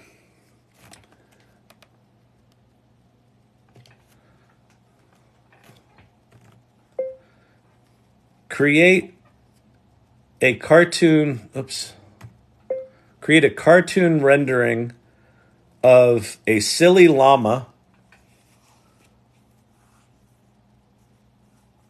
with a white background in the style of modern cartoon movies. I would say Pixar, but I know that if you say Pixar, it's like, I can't do Pixar because that's someone's trademark and my safety guardrails are annoying and you can't do what you really want to do, you loser. What is that AI that creates a video of me speaking another language and how? Okay, I'll show you that, Corey. Our system has detected unusual activity from your system. Please try again later. What the fuck? No, that's not right. Okay, now we're going. There's been no unusual activity from my system, you dum-dums. What, you mean I'm using your product that I paid $20 for? Is this conversation helpful so far? Not if you don't generate the images, it's not. I might need to quit and restart. Oh, here we go. There we go. Look at that. Okay. Okay, let's go with number 1. Perfect. Let's grab this. I'm actually going to copy this image. We're going to do a little advanced shit here. We're going to hop over to Photoshop. I'm going to create a new image. We're going to paste this bad boy in here, and then I'm going to do we're going to do some generative fill action. So I'm going to do that, and I'm going to do that. Oops. Oh, scratch disks are full. Oh, I guess I'm not doing Photoshop. My disk's full. All right. Anyway, all right. So we're just going to take that image. So let's go back over here. We'll save this image as save to desktop. Fine. And now we're going to go back to CSM 3D Viewer. You know what I'm going to do while I've got me here? I'm going to save this into one of my folders so that I can find it again. There we go. Okay. Let me register for this. Choose your plan. $0 a month. That's what I'm going with. Sign up with Google. Your system is showing unusual activity. Blocking AI in education only handicaps people's ability to do something. Agree, Herod. Blocking AI in education right now is, it's insanity. It's such insanity. Your account's been successfully created. Now log in with it. Log in now. Come on. Fix your interface, people. God damn it. They make you sign up. You sign up, and then it takes you back to the sign up page. It doesn't take you back to the login page. Come on, Herod. You were an engineer. You know that this is shitty interface. Okay, generate a 3D model. Drag and drop an image. So we're going to go grab our image. That was in downloads, right? Was it? Oh, did I do it to desktop? Where? Oh, there it is. Yeah, okay. So we're going to drag and drop that onto here. Or not.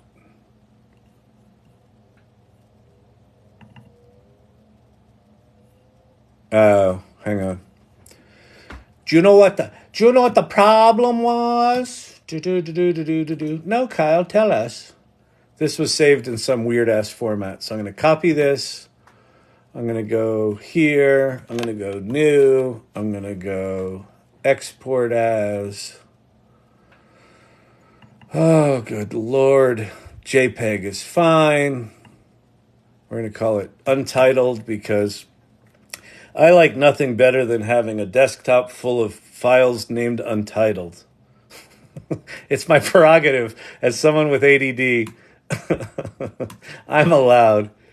All right. So now we have the thing that looks exactly the same, but it's in the right format. Yay! All right. So it's uploading the image. I'm going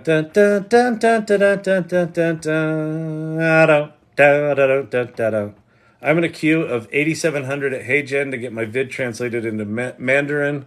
Don't want to pay $50 a month. Yeah, exactly. I'm so forever hooked. The HeyGen stuff is absolutely remarkable, but it is pricey. So if you're doing it for any kind of corporate gig, it's incredibly cheap. Okay, what do I do here? Is this a 3D model now? Oh, loading session. Oh, cool. Look what it did. So it automatically figured out the different views. Cube has generated 4 initial views for the backbone. Don't worry if they look a bit rough, but if you feel they're completely inaccurate, you can try uploading another image. Otherwise, pick your model version and hit generate. Oh, model version 1.0 and 1.1. Well, we'll try 1.1 because always, in my philosophy, always do the latest. Ron, sign in with Google. Kyle at Storavan. A preview 3D model is now being generated. Should be ready in approximately 15 minutes. Okay, so we'll come back to that. That's super cool. So this is something so this is CSM.ai. And in fact, I'm going to add that. This is good enough now because people ask about this one a lot. So I am going to add that. Where the fuck am I going to add that? Oh my God, there's so many tools.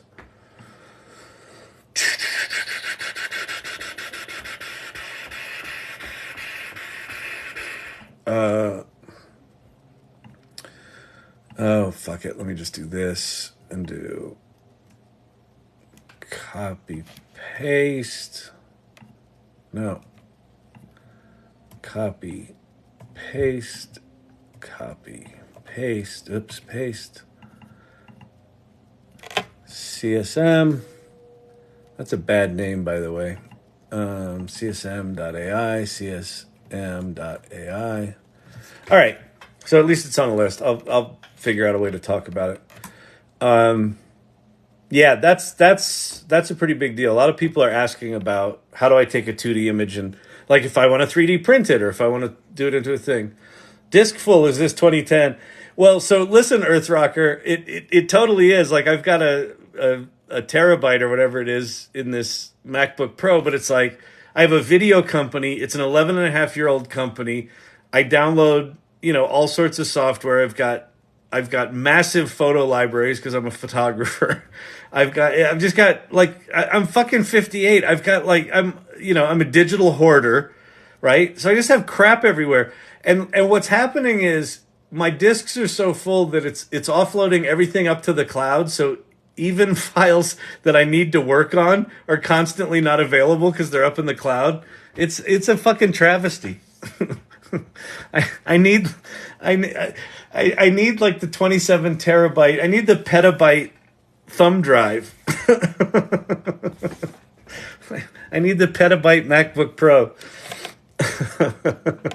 It's totally 2010. And it was funny, like, this wasn't an issue for like, it's only in the past year or two that it's gotten really bad. So I don't know what's happening. All right, where are we going? AI Learning Lab, join now. So one of the things, to a serious topic here, the AI Learning Lab is... you can make money with ChatGPT! Can you make money with ChatGPT? That's the big question. Just sign up for this course for $19.95 and we'll tell you if you can make money with ChatGPT for just $19.95 a month. 7 easy payments. Which, by the way, that's how they're making money with ChatGPT. It's getting you to pay them to tell you how they make money with ChatGPT. Assholes.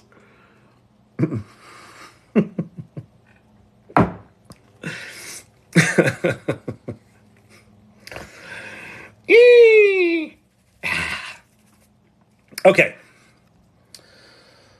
Bing wasn't being weird, it was being deceptive. Those were just snippets. Assigning these robots evil intentions, they're not that sophisticated yet. Give the next 2 versions, then we'll have evil bots. Right now they're just incompetent. Don't mistake incompetence for evil with AI right now. I'm in a queue of 87 at HeyGen. Oh, by the way, whoever was asking, I think Corey, you were asking, it's labs.heygen.com. Is it .com or .ai? Hang on. Let me do this here. Let me do this here. Labs. Yeah, labs.heygen, HEYGEN.com is the video translation tool. And I'll show you all the result of it. Yeah. So here's the URL right here. Oops. Why is that? There we go.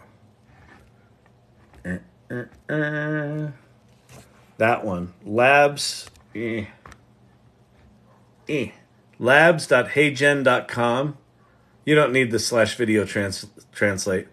If you just go there and you upload a video of yourself speaking English or whatever your native language is, you pick, I think they've got 13 languages there.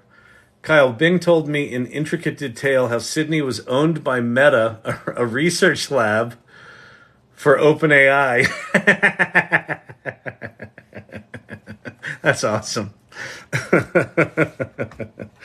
Oh my God, that's awesome. Let me show you what HeyGen does. This is, again, any more of this channel is just me like going, oh my God, this is amazing. Do you guys know how amazing this is? It's so amazing. Have you used these tools? They're so amazing. Oh my God. I'll tell you what, the other day I uploaded a video and then I was speaking Mandarin Chinese. Oh my God, it was so amazing. It's so amazing. Have you seen what these things do? Yeah, the other day, I'll tell you I'll tell you the God's honest truth. I was thinking, I'm getting a little tubby. And I went into it and I said, I'd like to create a meal plan that I don't know if you know this. I don't like kale. Kale is like, wow, ugh, I hate it. So anyway, I went in and I said, I would like to have a meal plan that's as tasty, well, not as tasty, as nutritious as kale, but is not like icky like kale. So without kale, and it made me a whole meal plan. Just did it. It's amazing. These things are amazing. Have you seen, isn't that what this channel's become? It's disgusting. All right. What was I going to show you? Oh, what HeyGen does. It's so amazing. This. Okay. Watch this. So this was a slide from a workshop I just did. So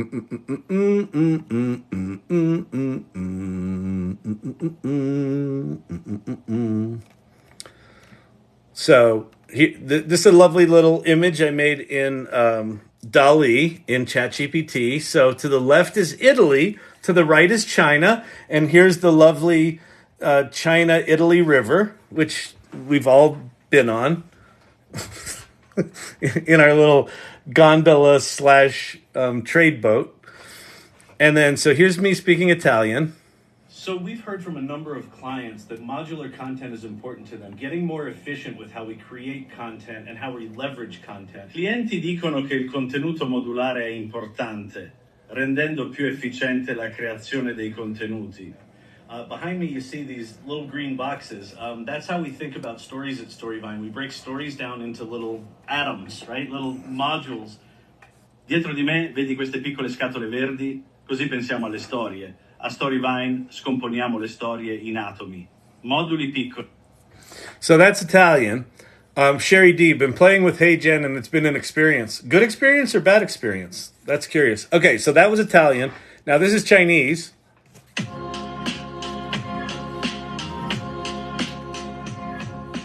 23日会议讲是什么样子？我将分享人工智能及其实现的许多知识。我将分享我们目前的内容模块化方法，以及我如何扩展该产品和功能机的经验和策略。我还要谈谈已经整合到 Storyvine 中的 AI 工具。So you must be going, but Kyle, surely it can't be any good, right? Because you just upload a file and then out comes that where your lips are completely resynced. And then someone from TikTok made me this. Here's Kyle talking Mandarin using AI. And what he wanted to know is, what does a native speaker think? Let's find out. 我还要谈谈已经整合到 Storyvine 中的 AI 工具。 That was Kyle.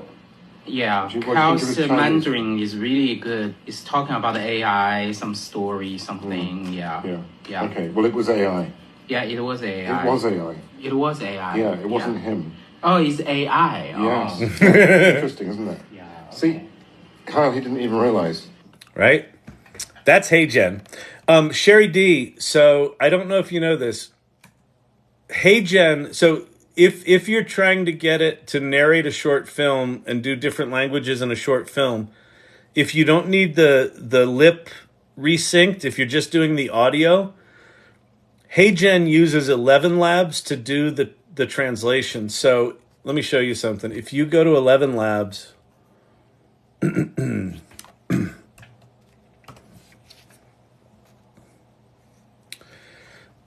at the top of the screen at 11 Labs, there's this thing called Dubbing Release, automatic voice translation for your videos. So if you go to that, you can now just create a new dub. So you can upload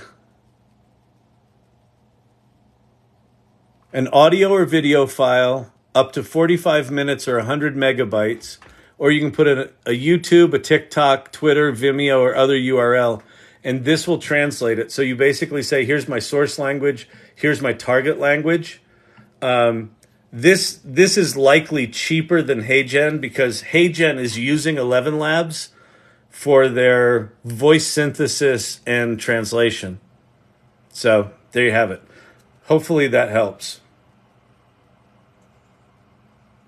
Oh, I love that image. Let's get that one up there. That one's purty. Ain't that purty? That was one of the irregulars in here made that. Well, then why'd you put it in your little presentation here, Kyle? Aren't you stealing other people's intellectual property? Maybe. No, I don't think so. HeyGen had a webinar yesterday. They gave out 5 minutes of free credit. They did do that. They didn't have their shit together. I watched that seminar. It was their technology is really good, but their live product update webinars, they have some room for improvement. They need to run their webinars through their own software to, like, no, you know what they need to do? They need to prepare. They were not prepared. But when you have technology that good, what the fuck difference does it make? Kyle the Perfumer, nice name. I just tried this yesterday. It's bananas amazing. Is there any free access to HeyGen? They give you 2 credits, so a credit is good for a minute. When you pay for it, it's $2 a minute, so it's like $60 a month for 30 credits. So it's pretty expensive, but with those 2 credits, you can do 2-minute-long videos in some other language. And then like what I did, that one where I go back and forth between English and Italian, I just did it all in Italian and then just cut it together. And then if you pay attention to HeyGen's, if you like sign up for their newsletters and shit, they do live seminars. And if you go to their live seminars, they'll give you 5 credits. Nope, you could take any image I give you guys. What, for the narration of your story? Yeah, so then you could just upload audio files and then have it translate for you, Sherry. I've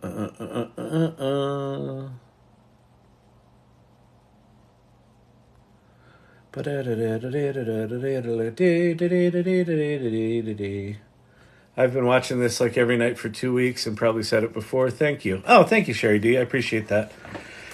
Yeah, listen. I mean, we're all trying to figure this out. This is, I've said it before. I'll say it many, many times. There are no experts in this stuff. Thank you very much. There are no experts in this stuff. I'm not an expert in this. Like, I am feeling more clueless right now. I am feeling similarly clueless right now as I did when ChatGPT first came out last November. Because all these new modes, all these new ways of interacting with it, like, do I know how to use it? Yeah, I know how to use it, but I don't really know how to use it. Like, I don't really know what are the implications of if ChatGPT can see and recognize images and you can use an image as a prompt. How do you use an image as a prompt in conjunction with text as a prompt and then use that in conjunction to generate images and then use that to have a conversation? I don't know how this stuff flows together right now. And so I'm feeling very discombobulated. It's a good word. Do you think that the UK is further ahead of the US in AI integration? Thank you, Share Bear.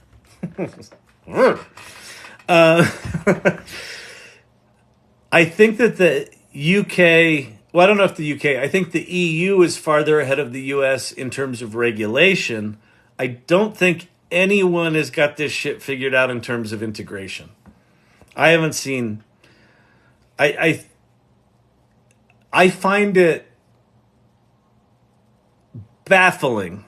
I find it baffling, like baffling, how few business leaders are even aware what's happening.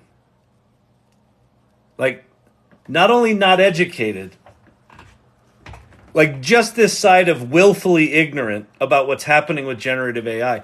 Because I think, here's part of what's going on. If you're in a Fortune 500 company, Fortune 500 companies have been they've been working with machine learning and AI and expert systems for decades. So I think Fortune 500 companies are like, oh, we've got a division for that. IT takes care of all artificial intelligence. They're completely missing the boat on generative AI as a separate and distinct thing. And then below the Fortune 500, when you're talking about small and medium companies, a shocking amount of companies don't even know this stuff's here. They don't even know it's here. They don't know it's here. They don't know it's coming. I think it's starting to trickle in. But like we've seen some 60 Minutes pieces in the past month that are like Jeffrey Hinton going, the robots are going to kill us. Right? So the fear-mongering's there. But what does that do? That just stifles people to say, they say the robots are going to kill us. These things hallucinate. They lie. They're not accurate. They were only trained up to September 2021. So the popular press right now is basically painting these tools as evil things that are going to kill us or incompetent things that you should ignore because they're not perfect.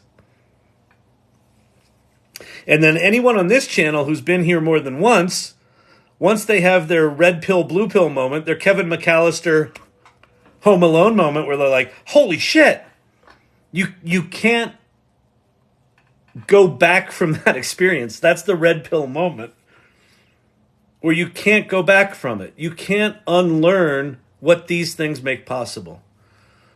No, it's talking about any picture. Oh, I was talking about any picture I was posting. There's no copyright. It's talking about any picture I was posting. There's no copyright. Which, are you talking about Hey Jen, Sherry D? I don't quite know what your issue is. I think I lost the thread of what you were talking about. OAD, outright hostility from a colleague when I brought up AI in a meeting this week. Yep. You're gonna have that. There's a lot of fear about this stuff. Same with educators and administrators in education. It's mind-blowing. Just me in the trees. It's mind-blowing. It's mind-blowing. Of any institution, fucking educators. Educators should be. We have a thing called a large language model. You know what else are large language models? Human beings. What is your job? To teach human beings. Okay, there's a thing that kind of acts like human beings. It's got all this knowledge in it. Wait, it's got what in it? Knowledge. Well, we're a university. We teach knowledge, right? And there's this thing that's got all this knowledge in it, and you're ignoring it. What the fuck? Well, we're not ignoring it. We're blocking it. We've got detectors for that now. Seriously? The most profoundly powerful tools ever put in the hands of mere mortals, and universities are like, yeah, we're not interested. We're going to block it. It scares us. It's threatening. Staggering. The pic on your laptop is from Sherry D. Oh, nice. Oh, yeah, Sherry D's been killing it with the images. Yeah, that's amazing. Same in restaurants. I'm talking like I'm an alien to them. It's frustrating. Here's my only advice on talking to people that are afraid of this stuff. First one is have empathy. This stuff is scary, right? Especially if you're not in it. If you're in it, it's a different kind of scary. You're kind of like, oh shit, what do I do with this information now? If you're not in it, it's a combination of the robots are going to take my jobs, the robots are going to kill us, and also just I think like people just naturally fear change, and then it's also like AI, artificial intelligence, machine learning. What we've learned over the past 3 or 4 decades is you got to be a mathematician to do that stuff. And that was true. Like 4 or 5 years ago, I was following this stuff conceptually for a long time. And, Google would say, oh, there's a new version of TensorFlow that's easier. And I would go, oh, awesome. I'm going to go do machine learning. And then I'd get in there and I'd be like, it's painfully obvious I don't have a math degree from Stanford. So I'm going to just leave now. And that's not where we are right now. These tools are not that. So my advice is, if you want to talk to anyone about this, I think you can't convince someone how cool this shit is. Because if they're in a place of fear, they're in a place of fear. The only way I've found is if you know them well enough to know what they're into, sit them down in front of it and let them experience it. Say, oh, weren't you talking about planning a themed Halloween party? What was the theme of that? Oh, it was goblins and ghouls in Eastern Europe. Oh, yeah. Hey, you want to see something cool? Let's go. Let's sit down at ChatGPT. Can you make a table of all the goblins and ghouls of Eastern Europe from the Middle Ages to present? Here you go. Do you want me to print that out for you? Wait, it knew all that? How did it know that? How did it know all the ghouls and goblins? It took me a week to do that. How did it just do that? I think that's the only way in. It's like fucking reveal the magic to them in something that's personal and relevant to them.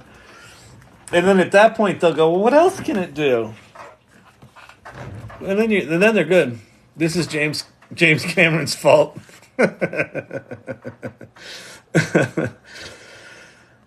Universities sell learning. LLMs make it freer. Yep, exactly. Yeah, no, I agree. but universities are going to get very irrelevant very fast if they don't figure out a way to, because I still think that there is a tremendous role for universities, but it's not what they teach now. What they teach now is how to use tools to do tactical execution of specialties. 4 years to learn how to write Python code, 4 years to learn how to write advertising copy, 4 years to learn how to do management consulting, 4 years to learn how to do education, 4 years, right? Well, okay, what if all that tactical execution can now be done with this thing in minutes? What do you teach? You teach fucking critical thinking. You teach horizontal thinking. You elevate liberal arts to a higher level, because now that specialty skills are being democratized, what's left? Imagination, ideas, execution, critical thinking. Revenge of the liberal arts major and revenge of Gen X right now, because the other thing that I think, sorry, Herod, I know you're just too young for this. You're a millennial, dude. What can I say? I think the longer you've been on the planet, the easier it is for you to look at what these AI tools produce and quickly go, that's crap, that's good. Just from having been on the planet, like whatever your specialty is, you got 30 years of looking at, or like if you're a writer, this is good, this is bad. And then when ChatGPT spits something out, you can go, oh, that's awful. Oh, that's actually not bad. I could work with that. So, yeah, I don't know. There's something to be had. There's something to be had for an educational institution that says we're going all in on this shit. The University of Florida did that. NVIDIA said to the University of Florida, if we build you an AI supercomputer, what would you do with it? And the provost of the University of Florida said, we'll roll it into every curriculum. That's the right idea. No colleges need it. AI has it. Yeah, I think if college can prepare students to think, then there could be a role there. But if they just continue on the path that they're on, revenge of the neurodivergent, absolutely. Is Tobias back? Tap it out, Helen. I had a college fund going for my kids, and now I'm thinking I don't want them going at this rate. So be not afraid. Here's what I would say. I would say, judge your kids' ambition. Like I've got kids who don't have a ton of ambition. I would say judge their ambition. If they are hungry and curious and willing to start playing with this stuff, just have them lean into it now. Just have them start doing projects, make art projects, make poetry books, it doesn't matter. Make images, right? That crazy rock and roll images for their favorite bands, make music. If they're not into that and you want to send them to school, I would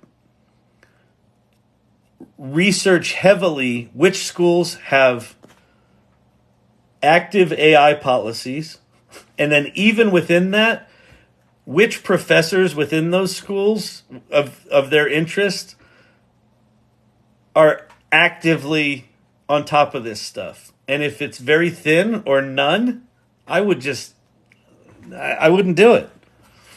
So I taught a room full of people and demonstrated ChatGPT. It was so fun looking at their faces. Jim Ross, I know it's part of why I do this channel, right? Part of why I do this channel is because a lot of people come in here like, are you Tom Arnold? Why are you talking about artificial intelligence? This doesn't make any sense to me. Could you talk about Roseanne? And then they come in and they're like, oh, what's ChatGPT? Let me go play with that. Oh, my. It's like, it is. That's an amazing moment. It's just. I don't know. I'm a broken record at this point. Question: if I write a book with ChatGPT and illustrate it with DALL-E 3, can it be copywritten? Advice. So Cam Catkin from Cleveland. Here's the deal.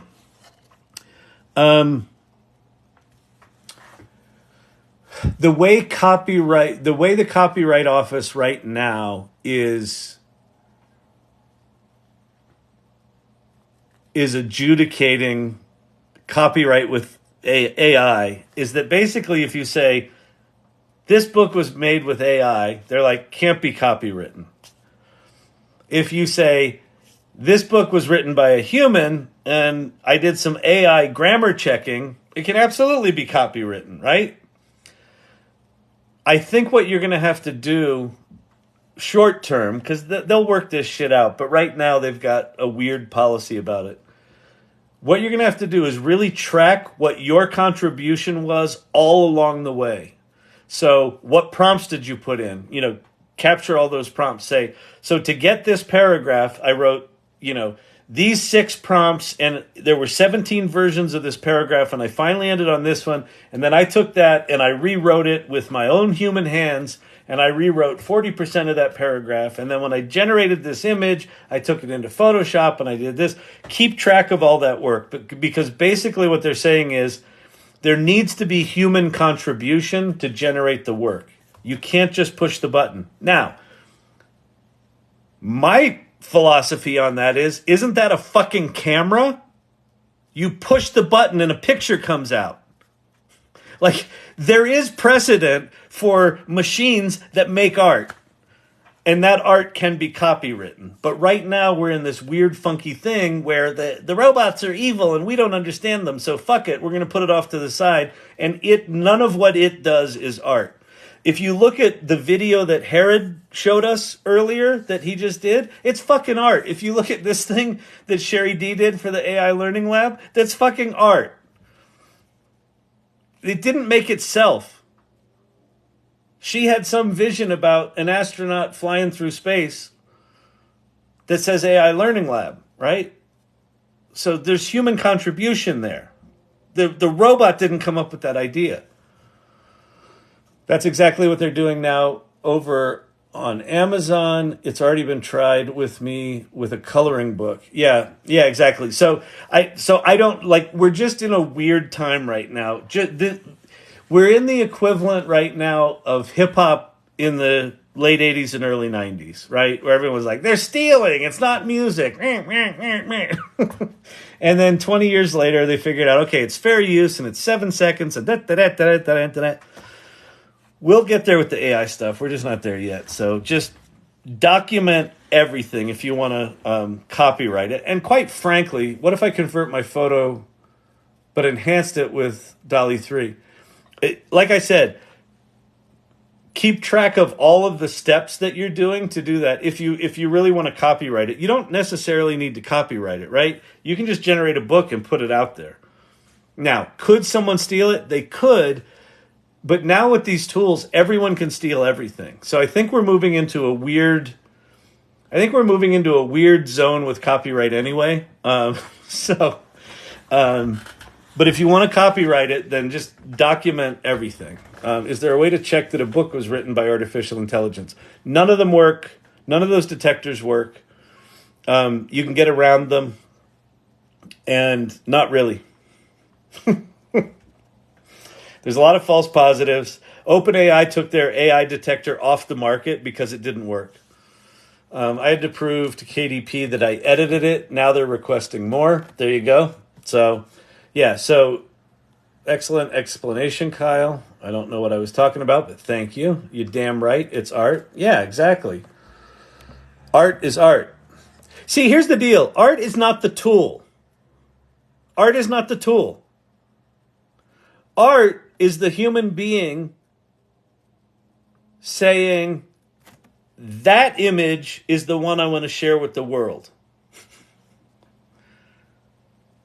Art is when the human says, yes, that represents what I had in my head to whatever degree possible, and I'm going to put it in the world now. How I got to the art, it doesn't fucking matter. Why is a photograph copyrightable? All they did was push a button. Well, no. They had a certain lens on. It was a certain time of day. They chose to push the button at that moment. They brought it into Lightroom. They adjusted the colors. There were 8,000 different photographs from the last week, and they picked these 3 to share with the world. That's art. How's this different? It's not. But because it's a scary tool that no one understands, they're treating it different. Because no one wants to get sued, because we live in a litigious society. Yes, Michael Bender here from Bender, Blotters and Blotters and Blotter. We've noticed that you have created some artistic expression using artificial intelligence, and well, we're going to sue you. Everyone wants to avoid that conversation, so they're getting weird, and they're trying to draw lines in the sand, and it's a hurricane. The sand is blown all over the place. So, but whatever. I don't fucking know. I have a degree in acting, people. Don't ask me shit about law and copyright and things like that. I just know, like, common sense. How does a camera work? How does a digital camera work? You push a fucking button, it makes a fucking image. You do less with a digital camera. Like on your iPhone, you go, tink! You do less with a digital camera than you do with this AI stuff. At least this, you have to think about it and conceive it and... I love the thought that I am an artist. Yes, Sherry D, this is the thing. The democratization of specialization. So Sherry D, I don't know what your background is, but if what you've done is accounting and project management, all your life you're like, well, I'm not a creative because I don't do that pretty shit. All of the vertical specialties are being democratized. So you may go really deep in the things you've been trained on, but you now have tools that bring you up to, nurse. Yeah, there you go. You take care of people. And now you can take your empathy skills and your education and the way you think and problem solve. And now you can go over to all these different tools that give you access to skills that would require 10 years of your life or 4 years of your life or 2 years of your life. And you have instant access to them. AI is the camera, the paintbrush, yep. The point shoe, exactly. AI is just the tool. It's the human being that says, here's what I want it to do. Here's what I want it to do. That's the image I want to share with the world. That's art. In the play that you see on Broadway, why does the character say that line that way? Because that's what the playwright said, yeah, that feels right to me.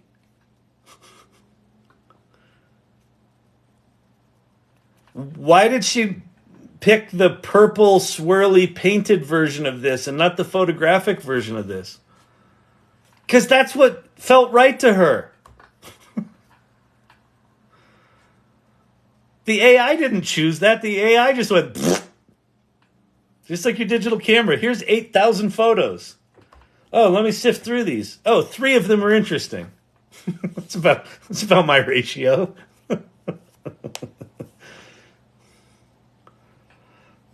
Fucking stupid. It's like, is it not? I don't know. It's just such a weird human thing that when people are living in fear, they literally can't see reality. They can't see what's happening. And so there's so many people living in fear of this AI stuff, or anger, which is probably just fear. Fear with bad coping mechanisms. Fear with trauma.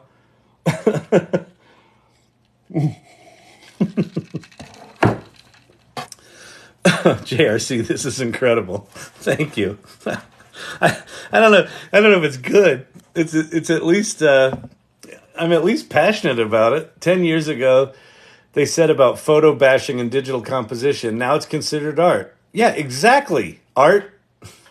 Art's got the right name. Art. Perfect. Yeah. Digital composition. Well, you're just putting it in the computer and you're sticking two images together. How could that be considered art? Because an artist said it was fucking art. That's why it's considered art. And then a gallery said, yeah, the print of that is good enough to be in my gallery. And the gallerist said it was art. So it's art.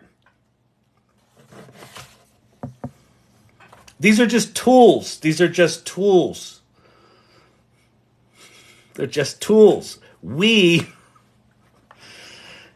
choose what to do with them. Sherry D, you're not an artist. You're a great artist. Sherry D, I gotta say, Sherry D's been slaying it on. She's in the Art Guild on the AI Salon. She's in the Art Guild. She's in the Show and Tell channel. Like, she's just like cranking out the art. It's fucking beautiful. I wish I had that attention span. I'm like, my problem with all this, well, my problem in life, it's the lack of prefrontal cortex. But it's like, you know, sort of, I make something with the AI and I'm like, that's good enough. Move on. So people that can actually dig into something and just really go deep, like the work that you're doing, Herod, in how you're putting those videos together by stacking all that shit, amazing. On fire tonight. Oh, thank you very much. I appreciate that. Art is love. Art is love. Art is empathy. Art is self-expression. Art is love. Yeah, exactly. And it can be fun, and it can be maddening, and it can be disturbing. But ultimately, it's self-expression, right? That's art is self-expression. I'm great at starting, finishing harder. Oh my God, I have so many projects. Do you know how many whiteboards that I've saved? I'm like, oh, this is the one. And then I saved the whiteboard. Like 10 years later, I'm like, oh yeah, I remember that idea. Yeah, I never got around to that. These are just tools. We're all turtles. Exactly. If a banana taped to a wall is art, then so is that. Exactly. Let the sun shine. Let the sun shine in. Oh, yeah, this is very, very, very, very kumbaya kind of stuff. But it's also like, there's also a real practical thing here, right? Which the copyright office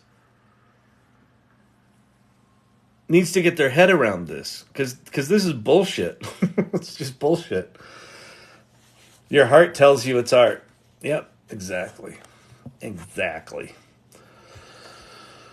The short film, ugh. Oh, that sucks.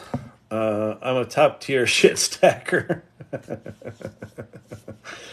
I have a deep, deep respect for storytelling. Well, yeah, my company's called Storyvine. Like I've been a storyteller pretty much all my life, right? I have a degree in acting, and thank you for the swan.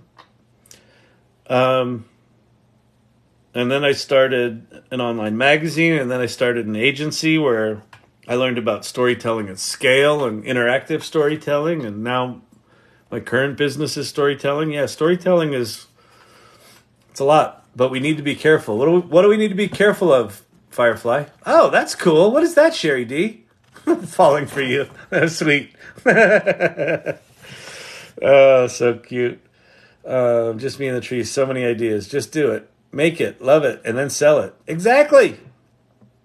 Just put it out there. Here's the thing that I think this is going to be a gift for all of us. If self-expression is now frictionless, right? It's like there's zero friction between I have an idea and I can manifest it. If it's frictionless, maybe we get less precious about the shit that we create, right? Because I think a lot of times people get stuck in. They have an idea and they're like, "Oh, it's the great American novel," but I don't want to start it until it's perfect, and then I don't want to tell anyone about it because it's perfect, and then a decade later they still haven't written their fucking book, right? Or 2 decades later, or 3 decades later, they just haven't even started because they're holding it so precious because manifesting stuff is hard, and maybe they kind of know they're not a good writer or they're not good with words and they don't really know how to write a novel, but it's a really good idea, but they don't want to share it with anyone because they don't want to admit they don't know how to do it, right? Like that battle, what if that battle goes away? And you can just take that idea and you can go, oh, well, let me just put it in this thing and there's my idea. Oh, that's kind of cool.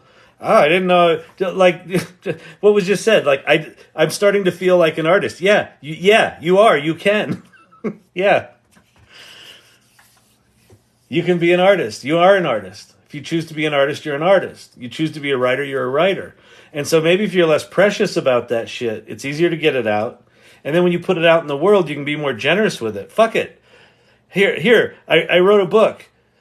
Oh, now that's out there. Rather than sort of having to wrap your whole identity around that single book that you want to be the most perfect book in the world, maybe you go write another one, and another one, and another one, and another one. And then you're like, you know what? I don't like writing books, but you know what I want to do? I want to do a graphic novel. And then you go make a graphic novel, and you put that out in the world, and all of a sudden, people fucking love it.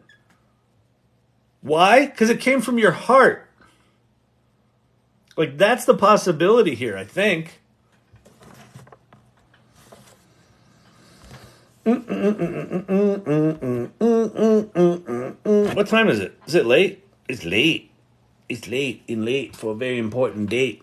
All right.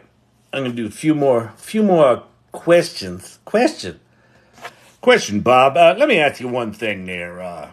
Can you You can make money with ChatGPT. Oh, yes, you can. Yes, you can. How do you make money with ChatGPT? You just send me 1995. I'll tell you. Who's this? Madcap. This is super cool. AI Learning Lab. That's what ChatGPT multimodal feels like to me right now.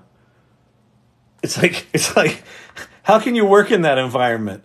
But that's kind of like what it is. It's like I'm just in here doing words, but I could make a picture. I could see a picture. I could Firefly. That's not always the case. Depends on the tool, model, platform. Sherry D is on fire. She is. I have a deep respect for storytelling. Harold D, if you didn't put yourself out there, you'd never be doing this. Thank you. Oh, Sherry D would be never doing this. I'm telling you, man, we're in an amazing, this community and the salon community, there's something really special and magical going on. And you know what's funny? What time is it? Vicky's bedtime. Yeah, I know. I got to go to bed too. I spoke at a thing, a conference this past weekend, last Saturday, and a lot of the audience were technologists, were people, machine learning people, right? So it was an AI conference, but like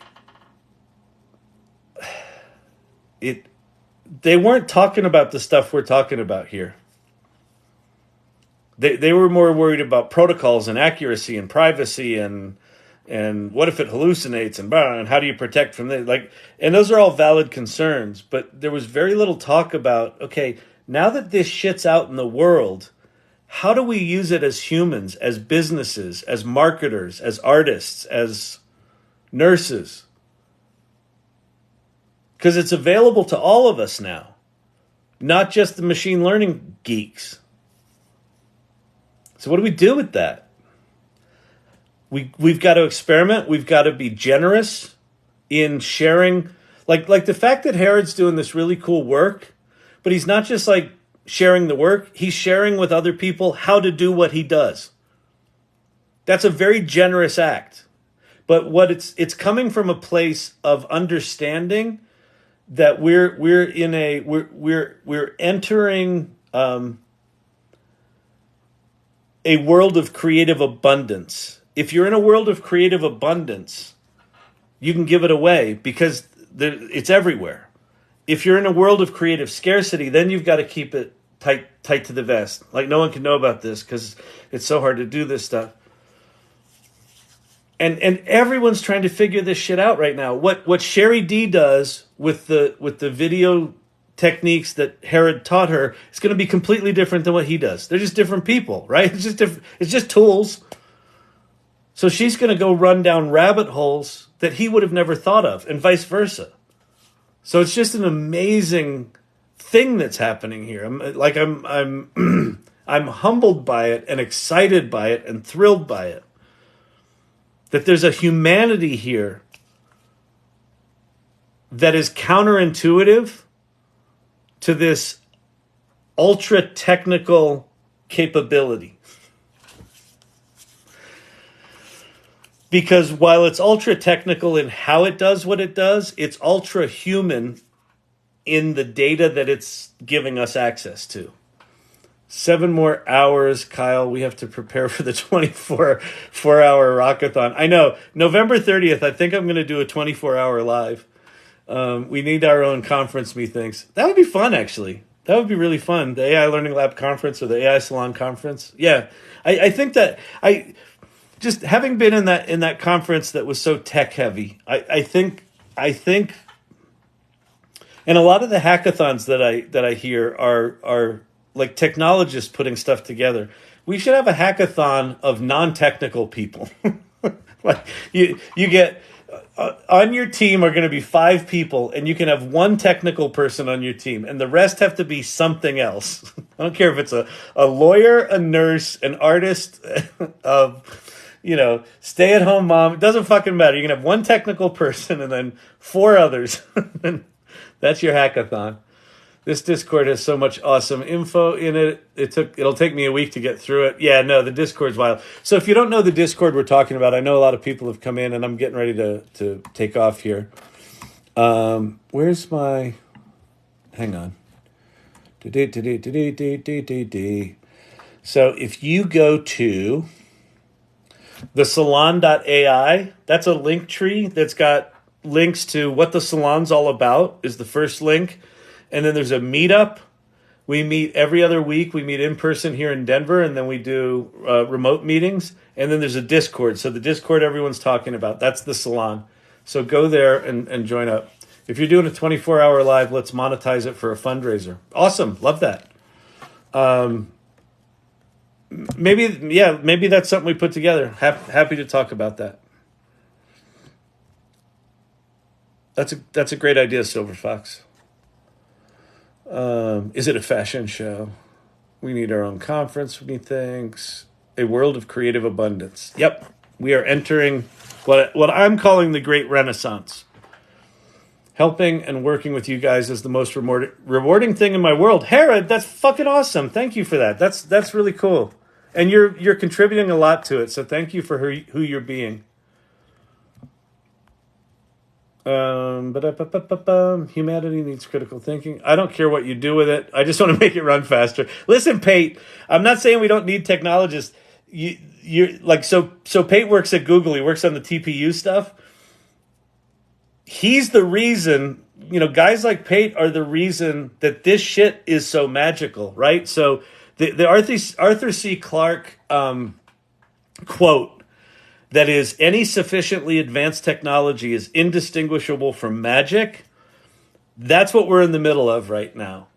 And Pate, the demo that you showed where you're making images in 2 seconds instead of 20 seconds or whatever, and pretty soon it's going to be down to sub 1 second, and then it's going to be 30 frames a second, and then it's just going to be magic, right?